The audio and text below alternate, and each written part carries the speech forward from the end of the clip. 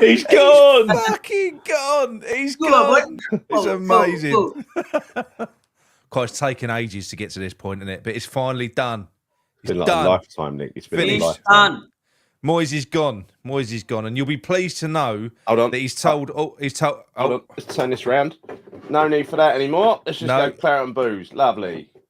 That's going to fall off the shelf. Yeah. But you'll be pleased to know, everyone, that he's told all of the big clubs that are out there at the moment to not come and make an offer for him because he wants to take a break. Right. So that's what he said. He wants to take a break. So he's just going to be all over the punditry, isn't he, now, for a little while, I think.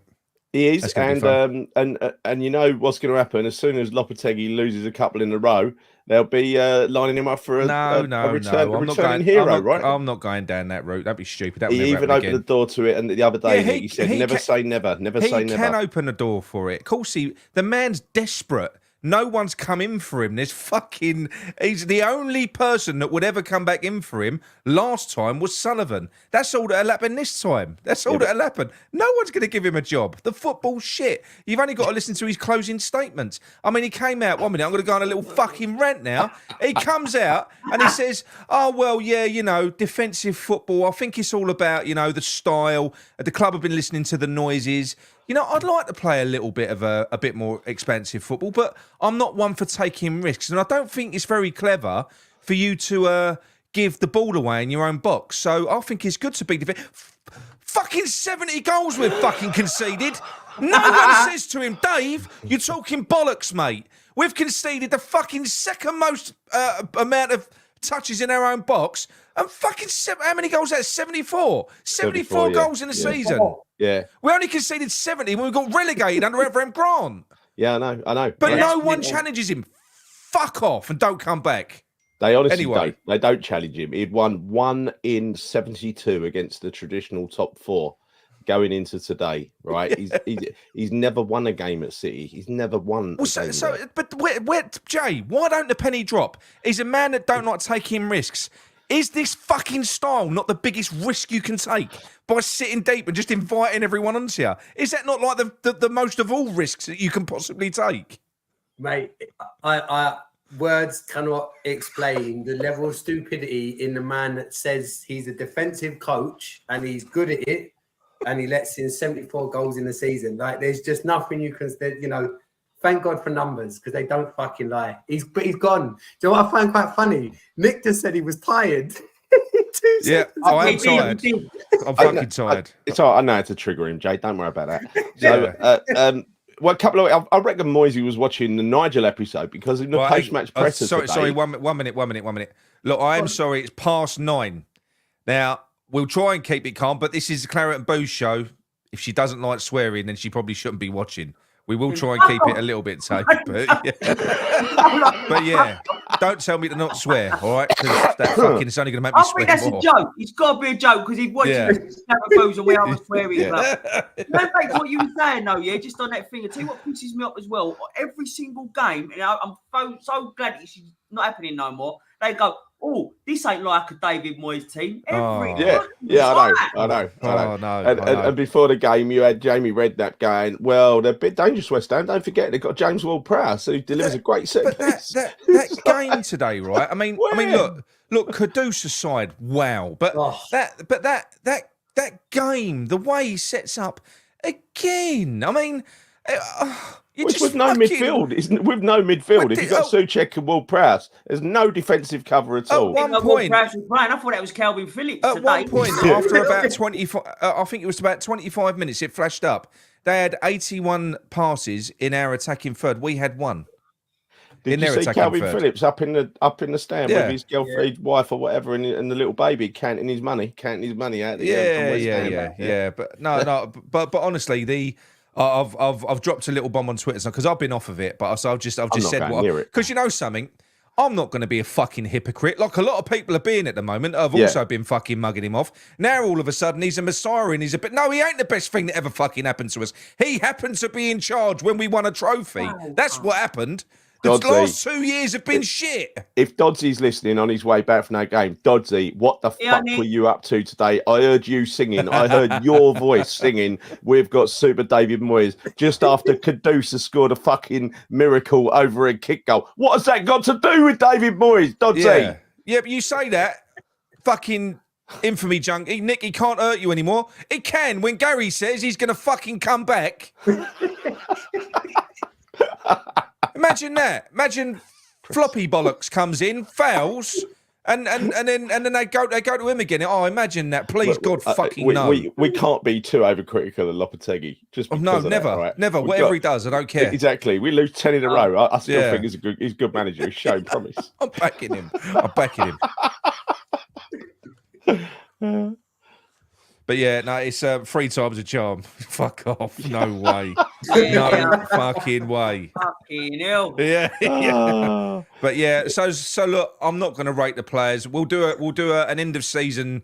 I know it is the end of season, but we'll do an end of season show where we'll do players of the season and shit like that. I can't rate the Kudus man of the match 10 out of 10 because it weren't just the goal. Yeah, but it weren't just the goal.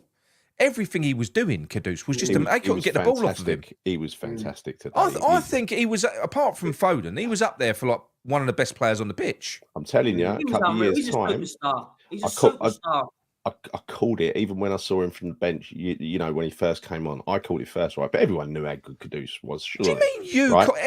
Have you heard this with Gary? Every time something happens, he refers back to a fucking spreadsheet that he done 6 months ago. I called it. I predicted it. I done this. I called. I'm fucking fan of all knowledge you are. What did you call, Gal? I called that when Kudus was just getting like bench appearances. We all called it, right? You said he looks fucking quality, right? No, I called it more than you.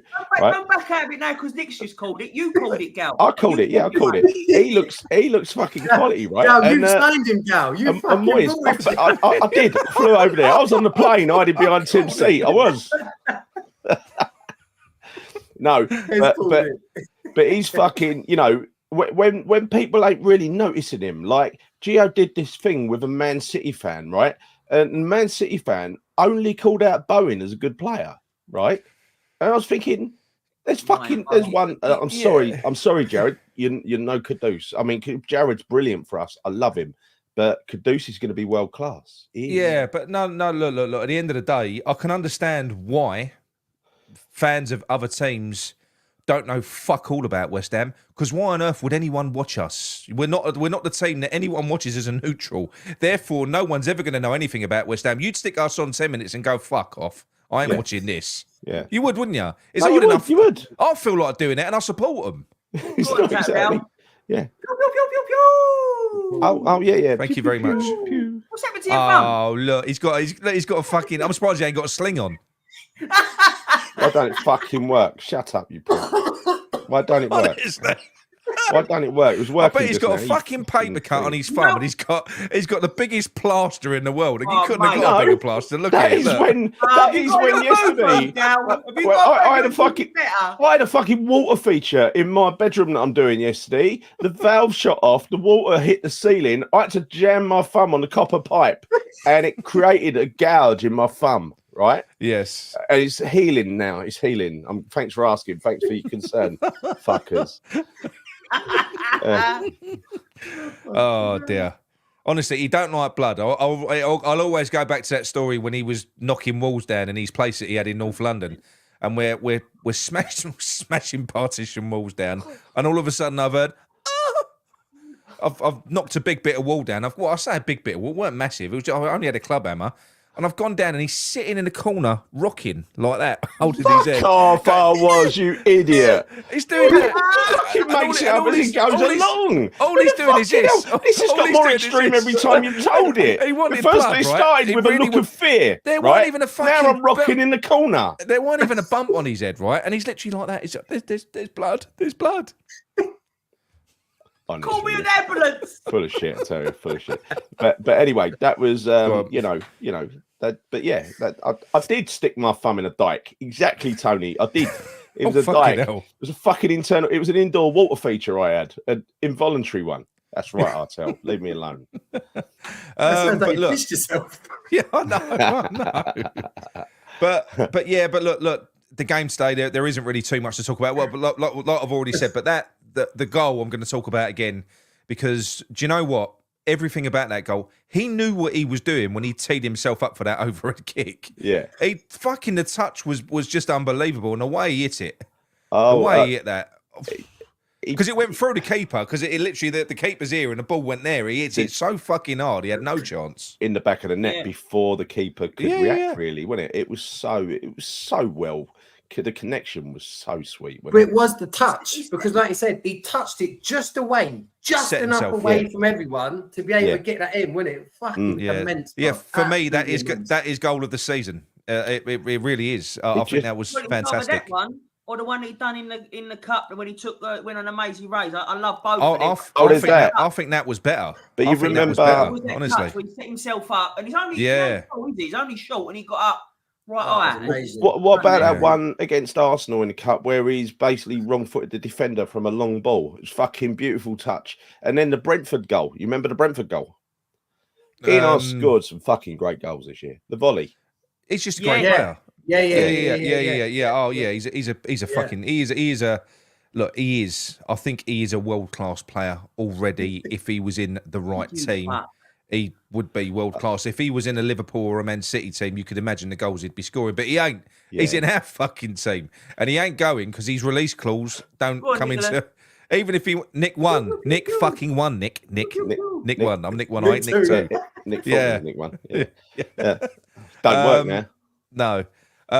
But no. He's not. He won't be going. Not a chance in hell. And I hope that Paqueta stays as well. Because can you imagine, right? Because there were moments. I don't know whether you saw it. Obviously, Caduce was far better than Paqueta. When they were both on the right. There were moments where there were a little bit of interchange in there. I want to see these two players. I've said it all season long.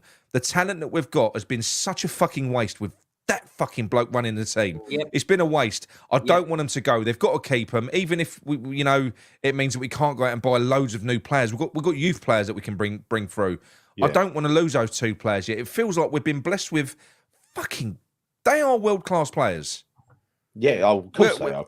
We've been blessed with world-class players, and we've had that fucker managing the team. Well, it's just criminal. This is why I want to see, Lopetegui get a season and do quite well next season, because I just want to see him resuscitate those players, put them into a proper team. Alvarez will be core to any sensible manager's team. Yeah. Right? Well, do you know what? It completely and utterly justifies everything that we said when Calvin Phillips came in.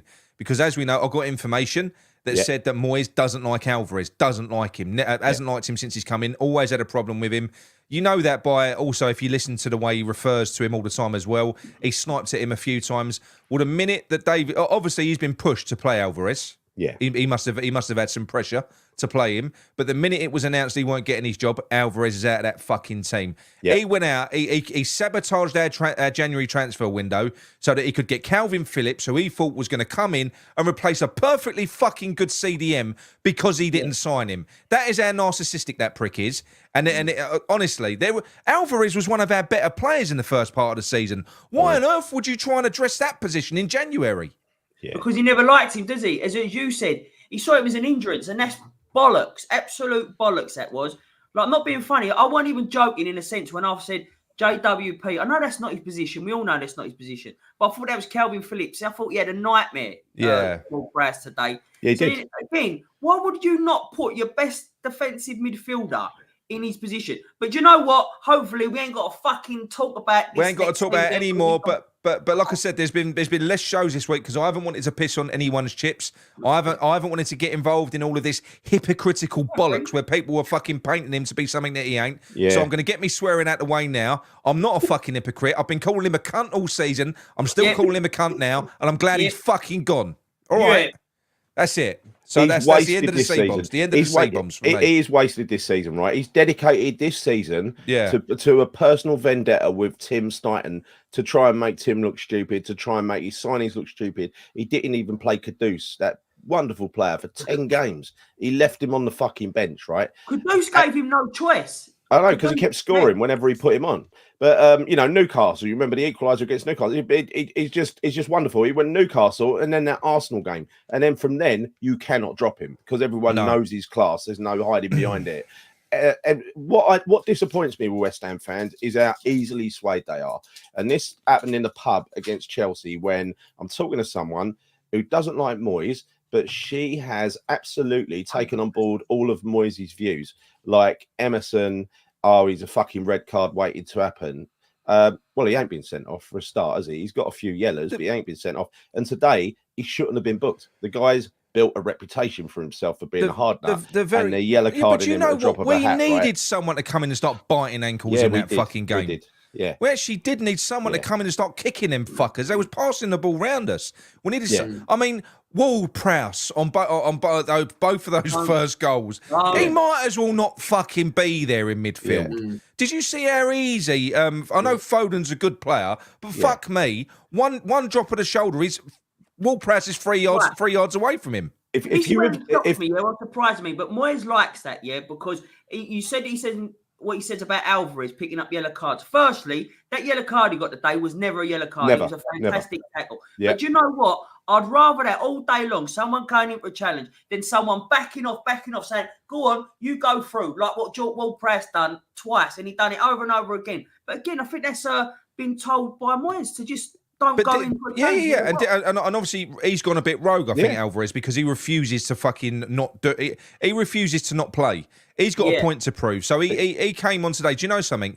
In his fucking yellow boots, he was showing for the ball everywhere. He was going deep. He was in the middle of the park. He was always available for the pass. And do you know what? It shows you how much the other players think of him because they all use him. They all use him to link play. He's always there. He drives the team on. Why would you take him out of your team? Just imagine if he's made captain by Lopetegui, which he should be. But why would you take him out of your team? What sort of fucking deranged idiot have you got to be? Talk about cutting your nose off to spite your fucking face. Honestly, if you're still a Moyes inner, or you for some reason was a Moyes outer, and last week you got all warm to him because he won a game against fucking Luton who were awful, right? But he clapped you around the pitch and he was all smiles. So you warmed from him again, took you back to that night in Prague, right? If you're that fucking easily swayed, then you're going to be happy. If he fucks up and he comes back, you'd be happy. And I'm sorry, we're never going to convince you otherwise because you're fickle, right? You're fickle. I can't get involved in it. A lot of people very say, highly. Do you know what they say? Is a lot of people say, "Oh, be respectful. You've got to show respect." No, what you're saying? What they're saying is. They're saying you've got to ignore that he's shit because he's leaving and lie and say that he was good. He weren't fucking good. He's been shit for 2 years. Exactly. Get rid of him. Out you go. Out you go, Dave. Right. Don't let the door hit you on your way out. People keep asking, do you know when the new manager is going to get announced? Now, was it the 1st of June or the 1st of July? No. He's going to be announced before then. But again, it's looking more and more likely it's going to be Lopetegui. But because I'm still getting mixed messaging, I can't lay my hat on it. I can't. I'm sorry, I can't. It is looking like it's going to be Lopetegui, but there's rumours that there's trouble in paradise. I've said it before. That ain't going away. Happy New Year, Danny. Happy New Year. Nick, Tyson Fury was off his tits, wasn't he? What was it? What was he on last night? Having a go at that geezer. But he's going to watch that back. He got beat up. He got properly beat up. I mean, the ropes held him up, didn't they? Point in the ninth round, he got fucking battered. If it weren't for the ropes and the last few seconds of the round, it was at the end of the round. And you know what? I am sorry, right? I was a bit of a Tyson Fury fan, but throughout the build up to that fight, and I know we're digressing, throughout the build up to that fight and enduring it, right? Yeah. When he's fucking he actually had Usyk wobbled in rounds 4 to 6. Yeah, he caught him with a couple of good shots, a good body shot. He could have gone on, but he didn't. He decided to fucking stand in the corner and start showboating. And then do you know what? Usyk fucking got his win back, and he made him pay. He did. I quite admired. Fury in the 6th round could have done damage in that. Could have probably finished it in the 6th round. But he just. We were all saying it, weren't we, Mickey? We were all saying it. We're all saying this is going to be over soon. Usyk battered him in the end. Absolutely battered him. The one thing you got to say is fucking Usyk. When he gets a chance, he's ruthless. He fucking went for him, didn't he? And it was, he never missed a target. He never missed a target, did he? People are saying it's all about the rematch. I'm telling you now, I think that he will go because he won't beat Usyk. He won't beat him the second time. He ain't good enough. Tyson's on the fucking decline. He got himself in probably the best shape in terms of weight off of him that he's ever been in. And I just think that the guy's just got way too much for him. Well, for a start, in terms of boxers, Usyk's a fucking better boxer. It's as simple as that. All that Tyson has got is that freakish size, stupid reach, and stuff like that over him. That's the main difference. But you know what? He found a way. Usyk found a way. He did. I'm in two minds. I think if he had kept up the pressure, kept up the momentum, and carried on going at him, Fury, if you watch Usyk's fights, there's generally points in a fight where he's behind and then he switches momentum. Whenever he needs to fucking change it up, he changes it up. He does. That is his template. The second half of the fight. That's how he wins it. Yeah. Right. Be like Moyes. He's second half. So Jay, you need to tell us a few. You need to give your quick dedication to the legend that is David Moyes. Go on. Well, let's put it this way: if we hadn't had that lucky start to the season, we'd have been relegated this year. Yeah. Would have at least been down there. Would have at least been down there, 100%. Because if you look back at the results, I don't think we really steamrolled anyone. Really, I think we got a few good results here and there, but a lot of it was just because everyone else was shit. He got away with it. Because it would have been another relegation battle. And the thing is, the goals conceded. I still can't get my head around that. 74 fucking goals conceded, and we ended up 9th. That's the fucked up season. It's been a shit season. I think a shit Premier League season. Little fact for you. It's been weird. He likes to dig out Alvarez. Little fact for you. Last week against Luton was the first time we'd won without Alvarez. Yeah. No, I know. But to play James Ward-Prowse and Souček in the middle against Man City. City. What is in his fucking head? I think that's spite. They must have been rubbing their hands together, mate. What about Ben Johnson? He's not going to get a look in, is he? I mean, look, he's done his best to push Ben Johnson out of the club, hasn't he? Fury got Moyes. Yeah, he did actually. Yeah. I'm going to. Don't worry. I'm actually going to do a show. I'm going to do a show with Sean. I'm going to get him on here, where he plays up. Oh, look at this. Moyes was trying to make out. Sorry, Mickey. I'm just going to take this one. Look, Moyes trying to make out post match that Rice was his making. Yeah, you fucking dream on, mate. Of course he will. Yeah. And do you know, if George Urphy turns into a world class player, he's going to be him that made George Urphy as well. Yeah, he used to spend Tuesday evenings coaching him, one-to-one coaching George Urphy. Yeah. Didn't know his fucking name till last week. I love the way he likens himself to Sir Alex. He always says, us Scotch managers like Sir Alex, we lead with an iron fist. We're quite hard. Mate, you ain't no Alex Ferguson, trust me. He's got to big himself up because if he wants another job, oh no, sorry. He's told people, leave him alone for a minute. Don't want to be flooded. Stop phoning me. He's saying, stop phoning me. I can't. Alex Ferguson came from the rough part of Glasgow and he made it the hard way, right? He knows the value of hard work. David Moyes took the easy route, middle class Glasgow, with a dad with plenty of money who run the local football club. He was never going to not play for the local football club, was he? He didn't turn out to be a very good footballer. He probably achieved more than he should have achieved because his dad run the fucking football club. But anyway, I don't know. Who am I to say? But even though we got to the last game today, right? I thought I'm really going to enjoy it because we'll talk about Arsenal in a minute. By the way, there was some funny stuff with Arsenal. So I was do you know what? It was quite good that Arsenal didn't win the league. That was good. I took that from that. So there was a part of me that if you offered me, because it was a complete dead rubber game, if you'd have said to me and you gave me a choice before the game, would you rather win and Arsenal win the league or lose and Arsenal don't? I would have taken a defeat. Because it's a dead rubber game. It meant nothing to us. Our league position weren't going to change. It was nothing. All that winning would have done is handed them the title. But I still got that feeling after about 10 minutes of watching that. We're thinking, how is he still here? Why? Why have we been put through this? Why has he been given a full fucking season? Why is he still here? I mean, the amount of batterings that we've had. Don't. And bear in mind, I go back to it from a defensive-minded coach, and yet, was it only Sheffield United that got battered more than us this season? Only Sheffield United, It's unreal. But do you know what, Nick? I was thinking about this. I was saying to my brother, I think today was a perfect way for the Moyes outers to just remember, oh yeah, that's fucking why. For those Moyes winners, watch today. A little reminder. A little reminder, yeah. Season. Martin. I do wish though that West Ham fans didn't have the memory of a fucking goldfish. It's like, you know, one week they hate him, and then we have a game against Luton who are shit, and then it was great. You got to show him some respect. Oh please, come on. Happened the same with Paqueta and that as well. People, they were too quick to sort of judge him on 3-4 games. Yes, his form did drop off, but fucking hell, you know, carried West Ham a lot. I know he won a trophy, but park that trophy, because did he win a trophy really, or did he just happen to be here when we won the trophy? Cheers, Mark. We had that brilliant. He had that brilliant set of players available. Take that out of the equation, and just look at the league form for the last 2 years. Now, if you think West Ham are not capable of doing more than what he's fucking delivered in the last couple of years, then you don't rate West Ham very highly. And that's what I think a lot of those people on Twitter, actually, that's where I park them. That's the box I put them in. They don't think West Ham. They think this is peak West Ham. I don't think this is peak West Ham at all. I think West Ham can go a lot further than this. I'm not being funny. You're talking sort of peak West Ham. I'll be honest with you, the last 2 years, if you just focus on the Premier League, right?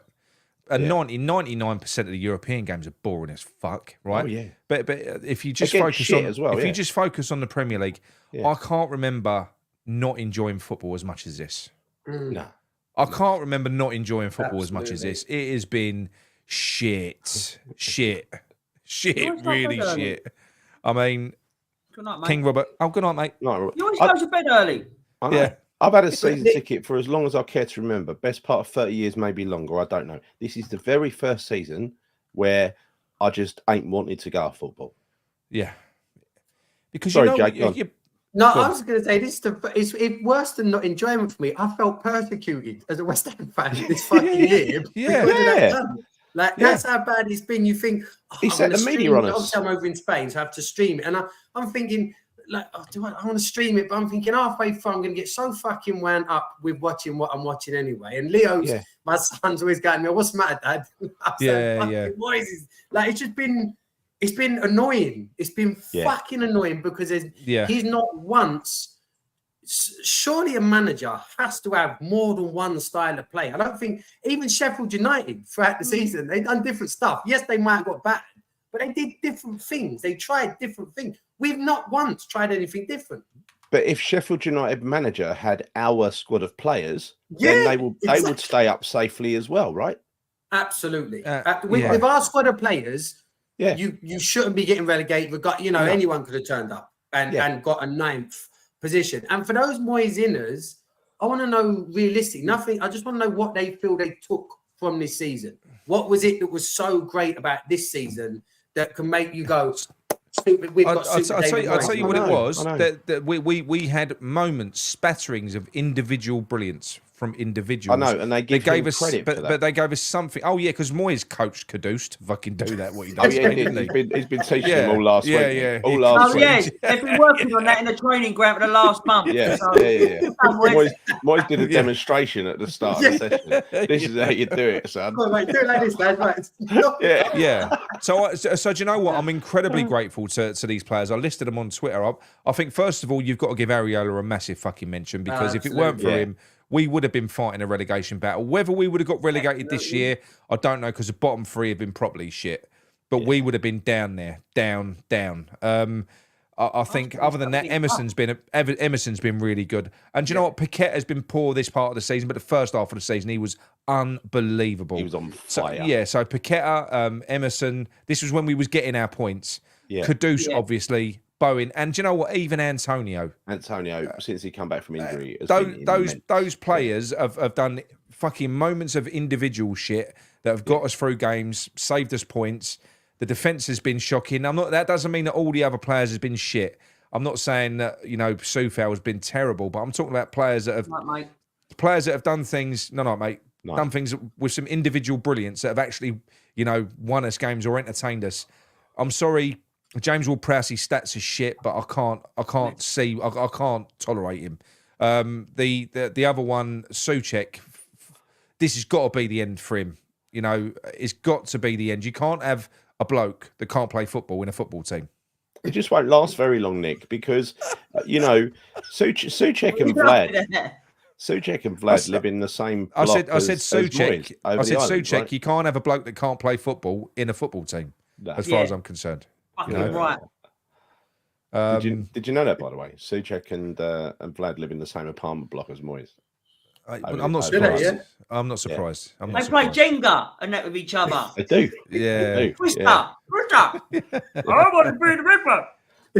But I'm hoping that the news gets announced sooner rather than later. So I'm hoping that if it's Lopetegui or whoever the fuck it is, it just gets announced just so that we can acclimatise to it, get used to it, and start getting excited because they need to announce it. They've got to. Hopefully it'll be tomorrow. Why they didn't do it on the final whistle, I don't know. Yeah. But it's almost like they're allowing the Moyes thing to live on too long. Just fucking kill it. Announce a new manager and that's it. Gone. No more talk of Moyes. Announce Lopetegui, whatever his name is. Yeah. You know? Do you know what? They keep saying that the Zerbi he's left Brighton or he's not staying on. And then someone else put on here. But someone else put on here that they've been linked with Amarin. Yeah, that'd make me sick. Sick to my fucking stomach. Sick to my fucking stomach. Oh, could you imagine if we turned him down and he went there? Palace went out and got Glasner. This is a difference that one man can make. They've got 19 points out of 21 games. They just beat Aston Villa 5-0. Sullivan doesn't see the football manager. One man can make that difference. Sullivan doesn't see the football manager as the important person. He sees himself as the important person, right? That's why he won't pay for someone's release clause. I don't think it was a release clause. I think it was the difference. Lopetegui's going to ask for 150 million. He would have asked for 250 million. That's basically it, isn't it? Yeah, I do, Reggie. I do actually. It is. I do fucking hate him. I do. I can't stand him because you know. Let me tell you. I'm not finished yet, right? And I'm going to tell you why.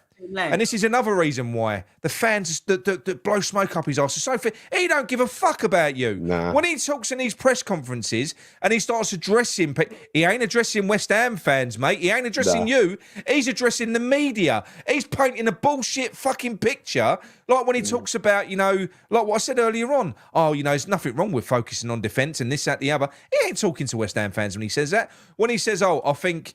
You know, I know what some of the fans are saying, that they want more style, and I think that the club have listened to the noise. That's what we are. We're noise. They're a tool. We're a tool to be used, right? To be we're leveraged. A fucking noise to him. He don't like us. I don't like him. No. Fuck him. What he wants is what he had at Everton. Every time they played at home for Everton, they would sing his name. The away fans hated him. It's the inverse of what we've got here, right? And so when he went into negotiations with Bill Kenwright at Everton, he actually said this, David Moyes. He said he used to bring that up, how the crowd sing his name and everything else, right? So we're fucking lucky that the home crowd have not followed the away crowd. You know, when we were bottom of the league or second from bottom last year and we went to Derby, the Championship Derby, and beat him in the FA Cup, and they started singing "We Got Super David Moyes." Honestly, my brain exploded. People were looking at me saying, "Why aren't you singing?" I can understand. I can understand why the few thousand fans, because that's all we're talking about here, that followed West Ham throughout Europe, because that's all the fucking tickets that were available. The lucky people that got the away season tickets, right? I can understand why those few thousand fans probably love him because of the fucking few years that they've had, basically having weekends away every now and then, you know, but just going through Europe with that. I get that. They're just selfish. Is this all for the away fans? Is it just all about them? Then fuck the rest of us. Well, I don't know. It is, isn't it? It is. I'm not sure. I don't want to alienate all the away fans. That'd be horrible, wouldn't it? I love the away fans. I love an away day. There's a lot of people here. It's just certain times I get disillusioned with the away fans when they sing his name. Why would you sing his name? At this point, I don't get it. Yeah. We've got Super David Moyes. I've got to say, there's a lot of people in the chat tonight saying about they would get rid of Paqueta and everything. No. I'll be gutted. honestly, think back. When you say that, please go back and watch the highlights video of the first half of the season where he was the bastard, right, who Spurs hated. You remember that little smile that he did to Spurs? You remember when he done the little dance in the corner flag after scoring the penalty against Chelsea? Remember the balls to Deuce and fucking Bowen? He was supplying all of that ammo. He was fantastic in the first half of the season. He was unbelievable. And let's not forget, like you just said, he did supply the fucking pass for Bowen to go and finish it as well. Yeah. In the final. So I'm convinced all this stuff gets forgetting. I'm convinced he was rushed back from injury and he hasn't been fit all this time because he has not reached those levels once since the injury. No.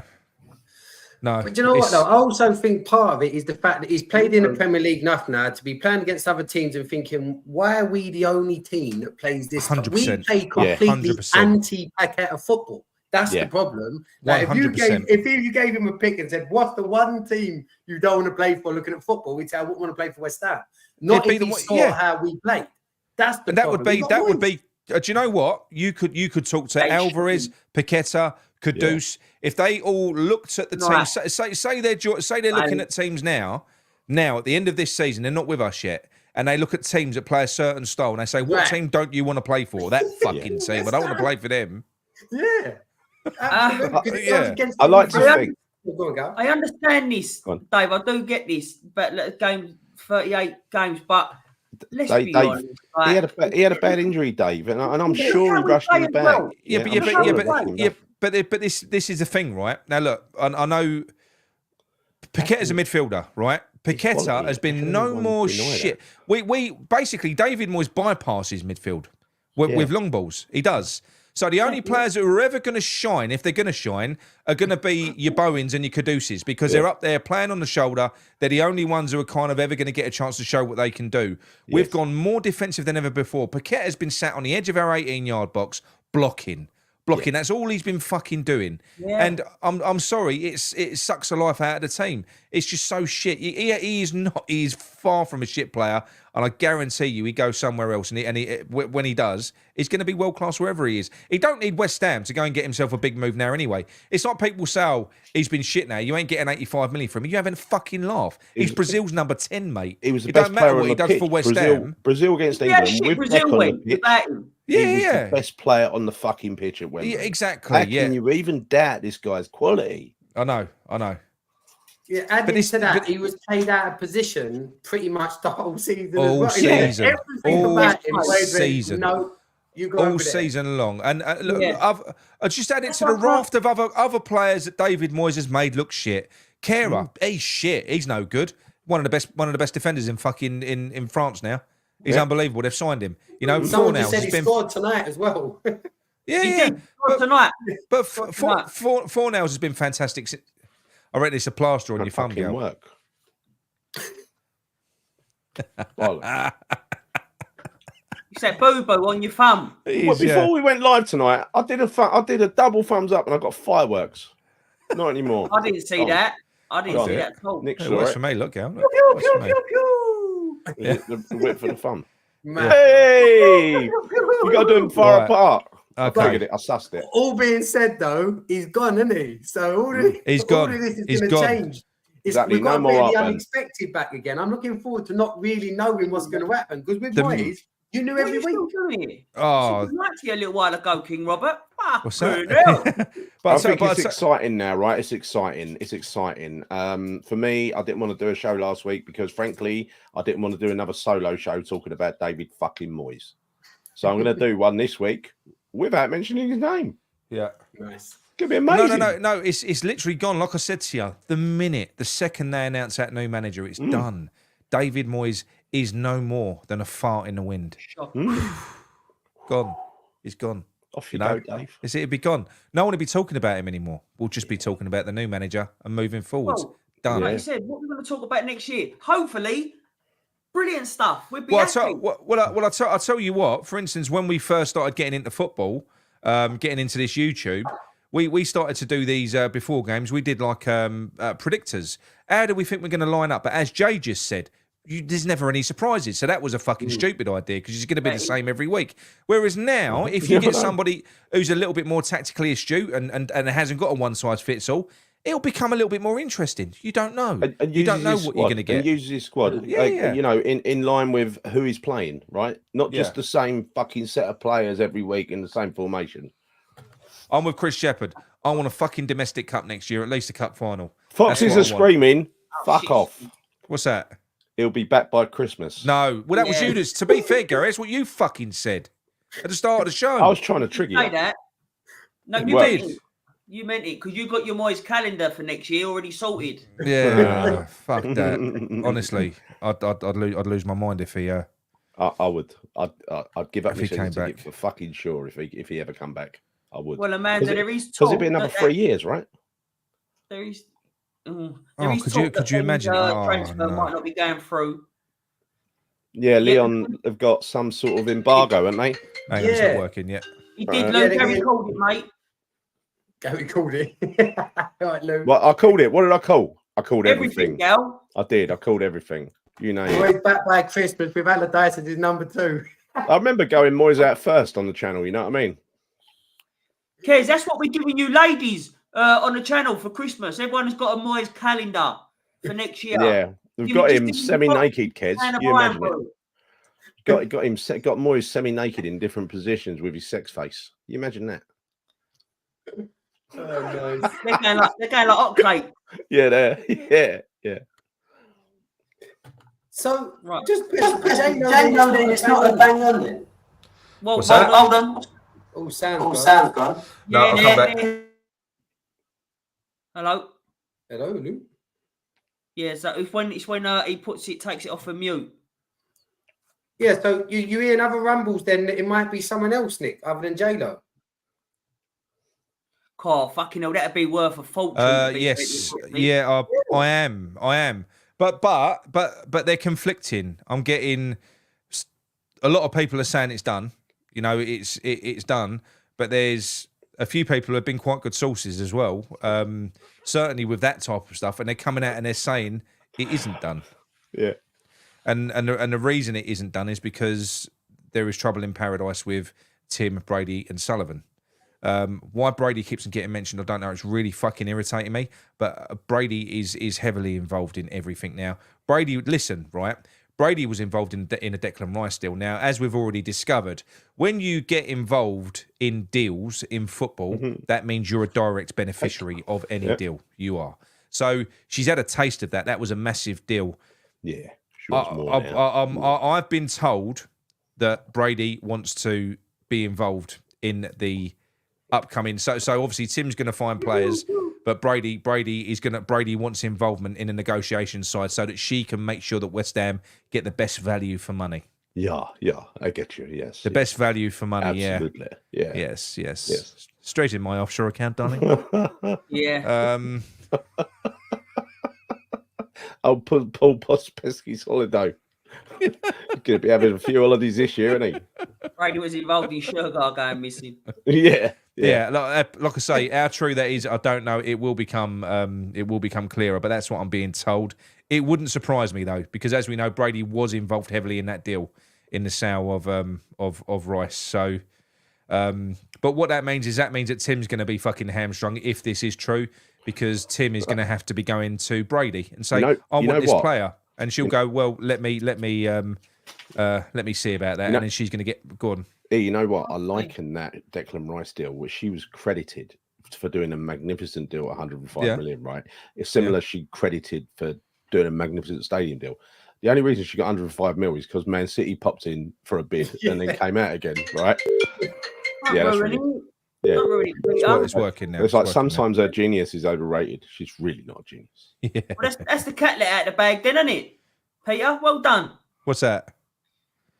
But Moyes has signed an signing exclusive contract. contract. Yeah, he's fuck's coming sake, on. you've let their. Could you Every imagine Sunday. that? Every Sunday. There can't be no Even surprises here, can there? Fuck's Yeah. sake. Fucking hell. He's on Talk Sport though, right? He's got something. Yeah. It's going to be interesting to see what he says about us, because he will. He won't be able to hold it in. He won't. They're going to be queuing up how he's going to be having digs. In fact, that'll feed more rants, won't it, from Nick? Actually, that'll keep it going. I promise you, I ain't going to listen to a fucking thing. I'm not. Yeah, but I promise you, people will still send you included. They will still send you. I know. So watch this. You know what? As well, he considers himself a student of football. And you Hello. know when he lost his Hello job there. with Is us, that Mark? Mark. Hello, mate. You all right? Yeah, not bad. How's things? Yeah, not too bad, mate. You are live. You are live on air. Hello, Mark. I said, How you doing? Oh, I know. I said you was going to be there at the first caller, so I thought I'd give you. Yeah, A, thank you very much, mate. Thank you very much. Give you a little bell. Yeah. Yeah, can I do a couple of shout outs, mate? I just want to say Go on. big shout out to Jay for what he's doing, for the work that he's doing. Horrendous work. Really close to my heart. I had a double brain injury in 2020, and my brain only started working in September last year. So, you know, what he's doing is fantastic. But also, I want to say a big shout out to Mickey, because I run a live trading group on the internet where we've got like 450 people. I know how difficult it is to interact with the comments and then, you know, have all these people, and then you've got to keep up with the chat and everything else. So I think he does a great job. He does. So well done, Mickey. Appreciate that. Cheers, Mark. Thank you, mate. Yeah, but it's great work, fantastic work by Jay and by Mickey. Really good. Cheers, mate. Shout out to you as well, mate, for coming back from that, because Absolutely. Yeah, that's the journey. That is, Well, people I'm don't just- ever understand how difficult that is, other than people who've been through it. It's hard work each day, because I forget so much. I've got no short-term memory, and I'm building my company from the ground up. And you know, we've done a fair few quid since September last year. Yeah. Things are going well, you know. But yeah, it's not easy, and you know, having something like that support group. So I've got a stress-related mental health condition. Things like that, you know, they're really important to me. So it's very close to my heart. So when all these other shows are slagging off claret and booze, just think about the good work that they're doing. Just think about that, you know, because there's nobody else doing this, not even close to anything that you're doing. No, cheers, mate. Cheers, Mark. thanks, mate. Right. Cheers, mate. Can I do a little David Moyes summary? Can I summarise David Moyes? Please right. do. Okay. So put your earplugs in if you're a David Moyes supporter, because you won't like what I'm going to say. Right, hold on then. You crack on. All right. So this what drives me crazy is all this talk about Prague. Right. Let's put this into context. Fiorentina spent 34 million over 5 years on transfer fees. Right. We spent 530 million. We should have won that competition. By any stretch of imagination, not winning it would have been an abject failure. Yeah. Right? Oh, okay, you got to win it, and Villa approved this season. Not an easy competition to win. But Moyes spent 530 million. So I think our current squad, I won't run for all the figures, but our current squad is worth 401 million. Right. Yeah. Now, that's made up the biggest things in that. Get at 85 mil, Kudus at 70 mil, and I've got Jarrett Bowen at about 75 mil. Now, those are subjective figures, but I put our current squad at 401 million. Right. Yeah. So he spent 530. Now, if we had basically, sorry, Mark. Just on that, alarm bells are ringing, aren't they? Yeah. Well, of course they are. Of course they are. Now, if you, this is where I think David Moyes has devalued West Ham, right? So, if we had been sold, and I know that again, this is could have, should have, you know, if we'd have been sold after the cup win in Prague, I think we could have added 200 million in terms of value to you know, what West Ham was worth. You know, but we didn't, and I think Moyes has devalued West Ham by about 200 million this season. That's again, subjective figure. I agree. People don't have to agree with me, but you know, this Moyes, it's a Moyes myth, right? So what he never understood the value of building a team, of his assets that he had in the team, the youth players. You know, he should have been sacked for his policy on youth alone, shouldn't he? Yeah. You know, he should have gone. I think Jay, you've said similar before, haven't you? God, I'll keep going. My preach. Yeah. Right. So what the difference between us and Man City and Arsenal? They understand the value of building a brand. Now, you build a brand from the youth team up, right? From the youth team up, those are your most valuable assets, right? I valued our youth team, our current crop of the best players, at 30 mil. Right? Yeah. How much do you reckon Man City's youth team's worth? How much do you reckon Liverpool's youth team's worth? Right? Yeah. Oh, so they've all. You know, you look at the boy Bradley who plays for Liverpool. You know, he's probably worth more than our entire youth team. They've been blooded in the Premier League, and they've even played in a final of the Carabao Cup, right? Yeah, but that goes back to what Mark's saying. Part of a mandate of any manager that comes into the Premier League, if it's a project, is to grow the assets, and the assets are the best ones. Look, the youth team, it's money for nothing. You develop them. Look at Declan Rice, for fuck's sake. You know, Moyes doesn't do that though. He doesn't develop youth team assets. And I'll tell you what else he doesn't do. He rejects the assets that are already there. He likes his own assets. But he's done that as well. He's done that as well. You got to be 20. You got to be 21 to get in the youth team, haven't you? That's what he's saying. Apparently, apparently so. So if you look at those sort of clubs, right? So the likes of Newcastle, I would say the top 6 clubs are brands, right? Now we had the opportunity after Prague to develop into a brand, to develop the club in Asia, in the US, and all that kind of things, because that's how they become a brand. We missed that opportunity because we had a short-sighted board that employed a dinosaur of a manager. This thing about playing favourites is my biggest thing. Me and Gary were talking about it yesterday. This is my personal feeling. I've been slagged off, relentlessly on various channels, and I think we've been playing with 10 men for 2 years with Souček. I don't know what your feelings are, but I completely agree. Yeah, I've been saying the same thing. Do you know? In fact, Gary will back this up. I got booted from a Facebook group when he first came in and he had a good season. I called him shit. Then I said he's shit. Yeah. He's just a box crasher. He doesn't do fuck all else. He's had some good games. He's had some good games this season, hasn't he? But he's popped up with some goals. But what does he do from the majority of games? 7, 9 passes, 11 passes in some games last season. Can I just say though, in many ways, Souček is responsible for Claret and Booze, because had that not happened and Nick not got chucked off of that Facebook group that he was dominating, right? He never would have thought of started playing booze with me, right? That's what happened. I couldn't find anywhere else that would accept me, so I had to start my own Facebook group. I got alienated from everywhere. So I was like, "Fuck you lot! I'm going to start my own Facebook group." And then we started our Facebook group, and the channel came from the Facebook group. Yeah, that's exactly what happened. Yeah. Thanks, Thomas. But right. So I think they've just completely dropped the ball on this now. As you all know, that we get prize money for where we finish in the league. We've just let that figure drop and drop and drop. We could have got rid of him at various points this season. We would have earned more money if we'd have brought a manager in who would have come in. But I think it's 2.5 to 3 million per place that you drop. So we should have just got rid of him. We didn't. But this whole Prague thing, it drives me nuts. We've spent 15 times more money than the nearest team.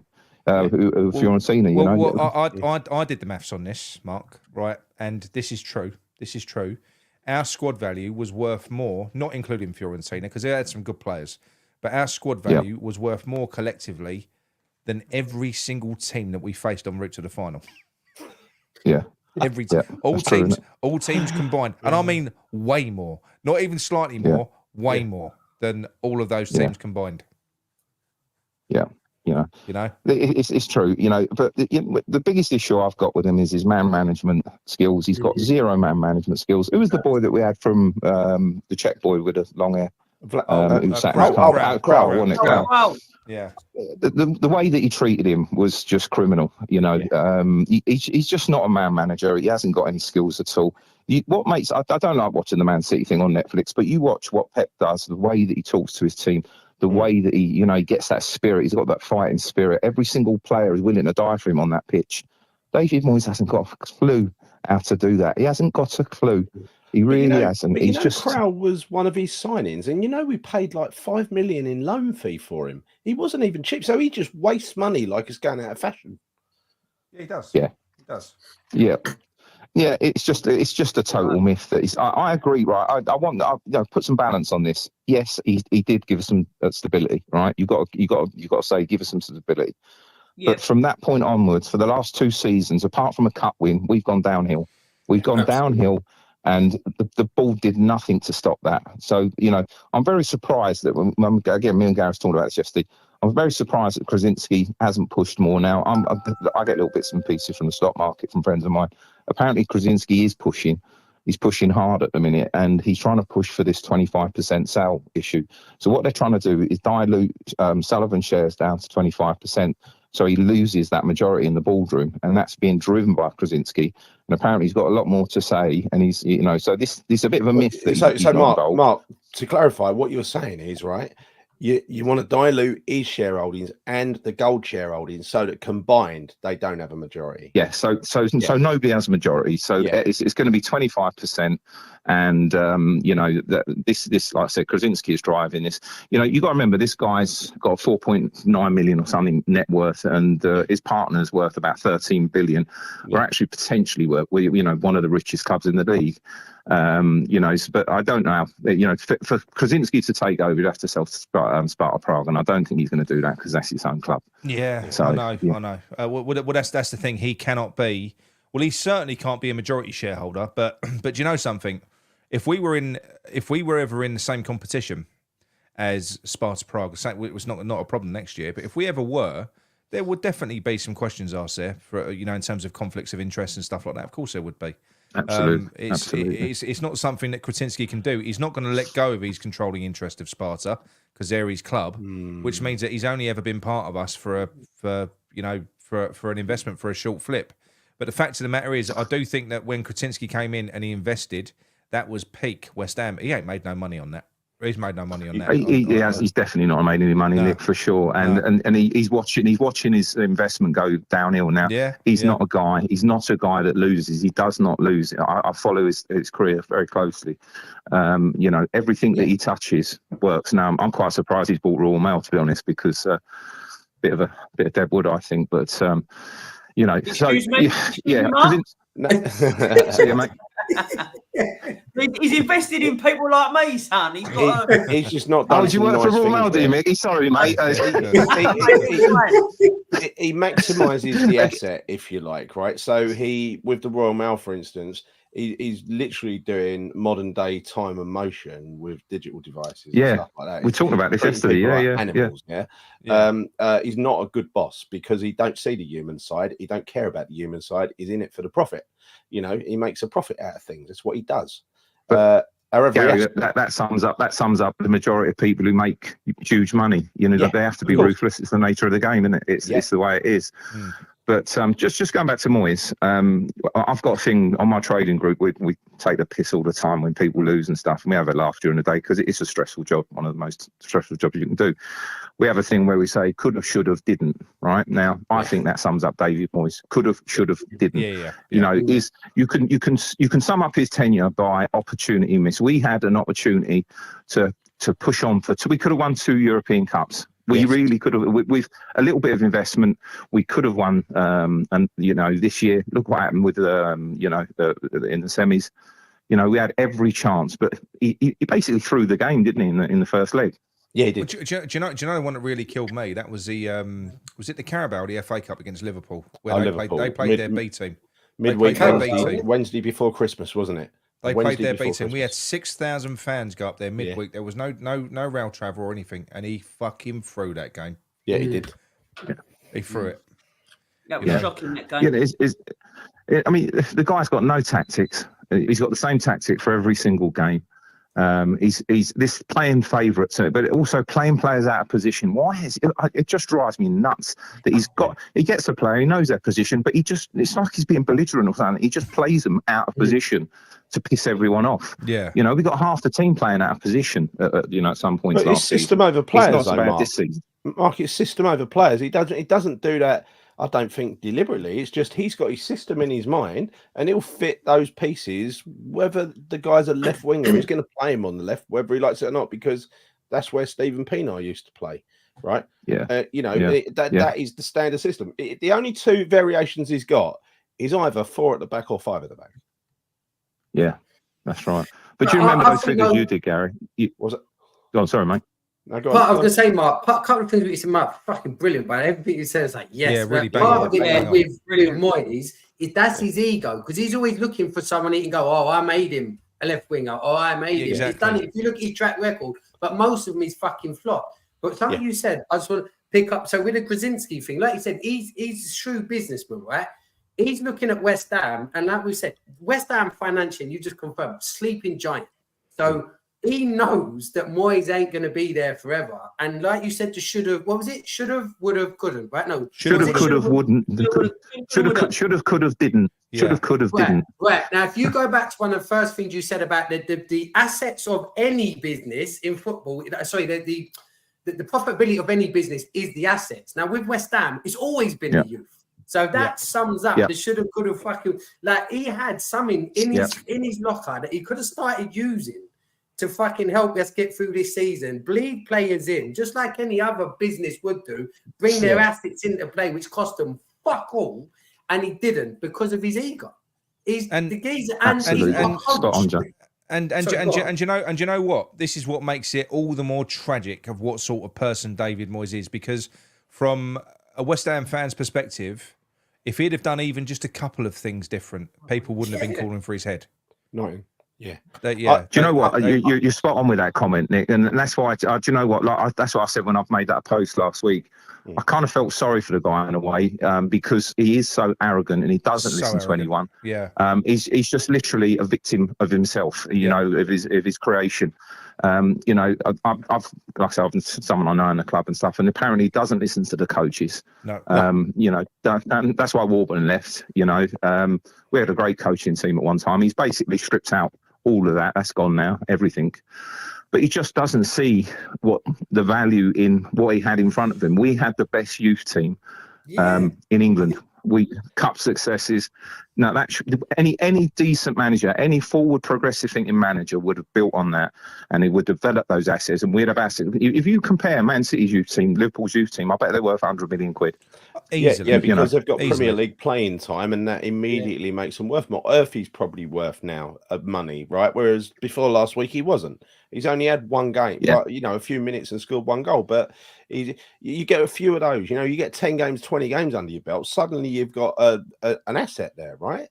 So maximising the asset is really important, because I do not believe in any way, shape, or form that we've been maximised. I think if he wants to make real money out of West Ham, he's going to have to do something with West Ham, and that means solve that shareholder problem, and then it means either flog the club or develop it further. But there is a part of me, I think you've kind of alluded to this before, Gary, and I do credit Moyes with being this fucking mischievous and devious, right? Yeah. I do think that he has tried to basically create a squad that is only fit for David Moyes. I completely agree. That's why I think he's tried to strip. You know, he's tried to make it so that it isn't attractive for other managers to come in and want to take over. You know, he's tried to make us one-dimensional so that we can only play a certain way. That's what I believe that he's tried to do. You've only got to look at the last few windows. The guy's a fucking nightmare. And he also likes to buy his players for the now. There's no like vision of where he's going to be for next season. It's always the now. And that's why also that we're in such a shit position. Regarding imagine if rather than Kudus, Alvarez, Mavropanos would have gone out and got fucking Maguire. You know, it's scary. It's ridiculous. Honestly, we would have got relegated. I'm telling you. And look, there's one thing out of these last few years, right? There's one thing that really fucking wound me up. It really pushed my buttons, and that was last year when we were languishing around the relegation zone. Sullivan kept saying, if I was going to go out and hire a manager to get us out of this, it would be David Moyes. So what's the point in sacking him? Yeah. What's the point in sacking him, Gary? He's devalued the players by 180 million. You did your figures, and mine were about 5 million out. He's wiped 180 million off the value of the squad. You know, you can't ignore that. Well, a graphic example is look at who's playing in the Europa League final, Skamaka. Look who's playing in the Champions League final, Haller. I mean, they were the ones. Thank you very much, Crosby. Anderson's playing well now, isn't he? He is. Like I said, you can't get a tune out of these fans. I said the only one that hasn't really sort of come back and bitten him in the arse is he has, because he was his player. Vlasic was his player. So when David Moyes went and done his little stint at the World Cup, he met a Croatian analyst who he brought in to sort of do some work with the club, and he was the one that recommended Vlasic. So he kind of that was through David Moyes and his intermediaries and his contacts. He brought him in to play as a left winger, a guy that is a number 10, and came out publicly and said he can't play on the left wing. He'd already fouled on the left wing for Everton. But then you're wondering that with that was a Vlasic, waste of money, though. You're wondering with Fucking Vlasic, hell. though, Nick, because he's played at Everton, is there some kind of distant relationship with his agent? No. Well, no, there would have been. Look, that was a David Moyes deal, so there would have been reasons that deal happened. Yeah. Something you can't ignore, Nick. Moyes has made money from agents, from sales of players. He's benefited. That's the business. I get that. It's the business. But people think he's this whiter than white character. He really isn't. He's not. He's not. And this is another reason why he sulks like a little bitch when another player comes in that he hasn't had anything to do with, because he wants to bring his own players in. Because he ain't earned out of it. He ain't earned out the deal, right? Yeah. Yeah, he just failed to grasp. He failed to grasp what he had around him, the value that he had, the team that he had. You know, for me, I think if I was to sum up his tenure, I would put opportunity missed. You know, he's the one thing he's has brought is stability. I'll give him that, but other than that, I can't think of anything else. You know, Mark, added to that amount that you said he's lost us. What about the fact that how much we're now going to need to spend because of what he's walking away and leaving us with? Right. You know what I mean? So that brings me on nicely to my next point, Jay. So so we've got this figure being touted in the media currently at we've got revenue of 360 million, record revenue profits, right? Now let me explain that to you. So everyone thinks the Declan Rice. So we haven't that money spent. All it is, it's an accounting issue. So that will appear on the balance sheet. So under the current PSR rules, where you can spend 70% if you're in Europe or 85%, that will benefit us next season because we've got a figure of 360 million. So we will be able to spend 85% on that figure. Yeah. But we don't have 360 million. I love Gonzo, right? But it's, you know what, it just makes me shudder when what he's doing is he's counting up all the players in and out. Well, we've got 10 million from him. We've got, so that's not how it works at all. No, that's not how it works. So when you take away that Declan Rice money, which is spent 105 million, we've got a black hole in the club. People aren't aware of this. So we owe 180 million in transfer fees and we're owed 100 million. There's an 80 million pound black hole. Now, somewhere along that line, that ratio needs to be addressed, right? Yeah. So that won't happen this season. That'll be, you know, and with the amortization, everything that goes on with the player contracts, that will be done over a couple of seasons. And it's probably why they're looking at selling Paqueta to try and sort of patch that hole, isn't it? Exactly. That's exactly it, Nick. So when you take off the wage bill, which is 95 million, so you take that 105 million off, you take off the wage bill, we've got 150 million to spend next season. That is it. Yeah. That's what we've got to rebuild the team with. So we have to sell Paqueta. Including Paqueta? No, Paqueta's on top. But no, Paqueta's on top. Yeah. So we've got 150 million. Bad. That's not too bad, you know. No, it's not too bad, but it's not what you see when they started touting this around. This was done to boost season ticket sales. Yeah, we got 360 million. No, we don't have 360 million. That is nonsense, you know. And I understand why they've done it, you know. And it is going to benefit us under the current rules, the PSR rules. But you've got to remember that the following season that'll dramatically change. So you can't go and get a load of players in on top money because our revenue is going to drop considerably the following year. So it's a bit of a sort of false storm, really. You know, we're in a reasonably good position with money, but you know we've got to sell Paqueta. I do think Kudus will go. I hate to say it, I really do. That's just my feeling. I think, unfortunately, today he's put himself in the. Hopefully, sorry, mate. Do you think he'll go this summer? Kudus? I think he will. I don't want him to go, but you know, he just put himself in the shop window today, didn't he? Look what he's done at Man City. Yeah, but he plays I think he plays like that for us near enough every game. Like, it's very rare. But what you look, it is how the world works. All right. Kudus is 100% in the shop window, and he knows he is. He knows he is. As is Alvarez. That's why Alvarez would have been pissed off that he weren't playing at City, and you know he would have wanted to have been playing there. All of these players want to play, especially in the big games that are televised.